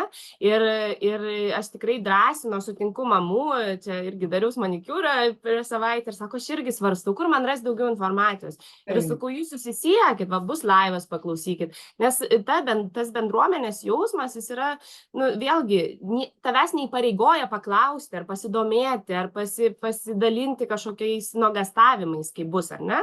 Tai aš labai džiaugiuosi pati atradusi patirčių slėnį ir jūs, ir kad jeigu yra kažkoks gal iššūkis, ar ne, ar nenoriu vadinti klaida, bet kažkokie dalykai, kad visą laiką yra pirmas dalykas, išklausykime tėvų situaciją, ar ne, ir tada žiūrime, kaip galime spręsti kartu, kaip čia toj situacijai daryti, ar ne. Ir tai yra be galo nuostabu, nes taip visur turėtų būti, kad mes orientuojamės į sprendimą, o ne į tai, kad yra kažkokia problema, rūpestis, ar ne. Tai va, tai aš iš savęs tiesiog noriu padėkoti ir tikrai drąsinu visus pabandyti, jeigu kyla noras, jis tik kils, man atrodo, ir skirti tam laiko ir išdrįsti pabandyti. Tai va. Ir tada žiūrėti. Jo, tikrai. Labai gerai. Kaip sakant, you can't unsee that. Jau pamatėt, jau dabar nebegalėsit sakyti, kad nematėt ir nežinojot apie tokį ugdymą. Taip. Tai brangus akmuo gyrė vėl mūsų Margarita Likė nuostabi komanda. Ačiū labai, aš irgi labai didžiuojuosi savo komandą, nes wow, tikrai ir nelengva dirbti, bet labai įdomu ir mūsų vertybės sutampa. Tai galim užsidėti viena kitiem visiems širdelę. Ačiū visiems kantriesiem, kurie išbuvo 2 valandas su mumis ir mūsų pliurpalų klausėt. Ačiū jum, padarysim nuotraukytę. Ir aha, brangus akmuo, čia labai jau čiatinam. Taip va, tai ieškokit įrašo, dalinkitės, kiekvienas galite prisiliesti prie dar bent vienos šeimos ir tai jau skleisis žinutė ir norisi, kad tos šeimos rinktųsi mokyklą ne vien dėl to, kad jie nori eiti į mokyklą, o norisi, kad jie žinotų ir apie ugdymo šeimą ir kitus mokymosi būdus ir rinktųsi dėl to, kad jie sužinojo ir galėjo rinktis iš tų 2. Kažkaip gudriai norėjau pasakyti, bet gal supratot. Tai ačiū labai, ačiū Vilma už tavo neįkainojamą darbą, ką tu darai su keliaujančiom mamom, tai aš negaliu atsistebėti ir žaviuosi tavim. Dėkoju, kad mūsų kelionės ir keliai susitiko, susikryžiavo, kaip sako, Vilmai sakiau, we are match made in heaven, ugdymo šeimoje ir keliaujančios mamos. Tai bandysim skleisti kartu tą informaciją. Taip, ir mes labai norim jūs skleisti, nes taip, kaip jūs gyvenat ir kaip jūs kūrėt tą bendrą draugystę su vaikais ir šeimom, tai yra fantastika. Tikrai palinkėčiau kiekvienai šaliai turėti tokių stiprių bendruomenių kaip ugdymo šeimoje ir kaip keliaujančių mamų bendruomenė ir keliaujančių apskritai lietuvių po pasaulį bendruomenį. Tai ačiū dar kartą visiems, ačiū kolegiam mano mylimom, ačiū Vilmai, visiems, kas prisijungia ir visi, kas matys tą įrašą ateityje. Galima sustabdyti įrašą. Taip, ačiū labai, stabdau įrašą. Iki.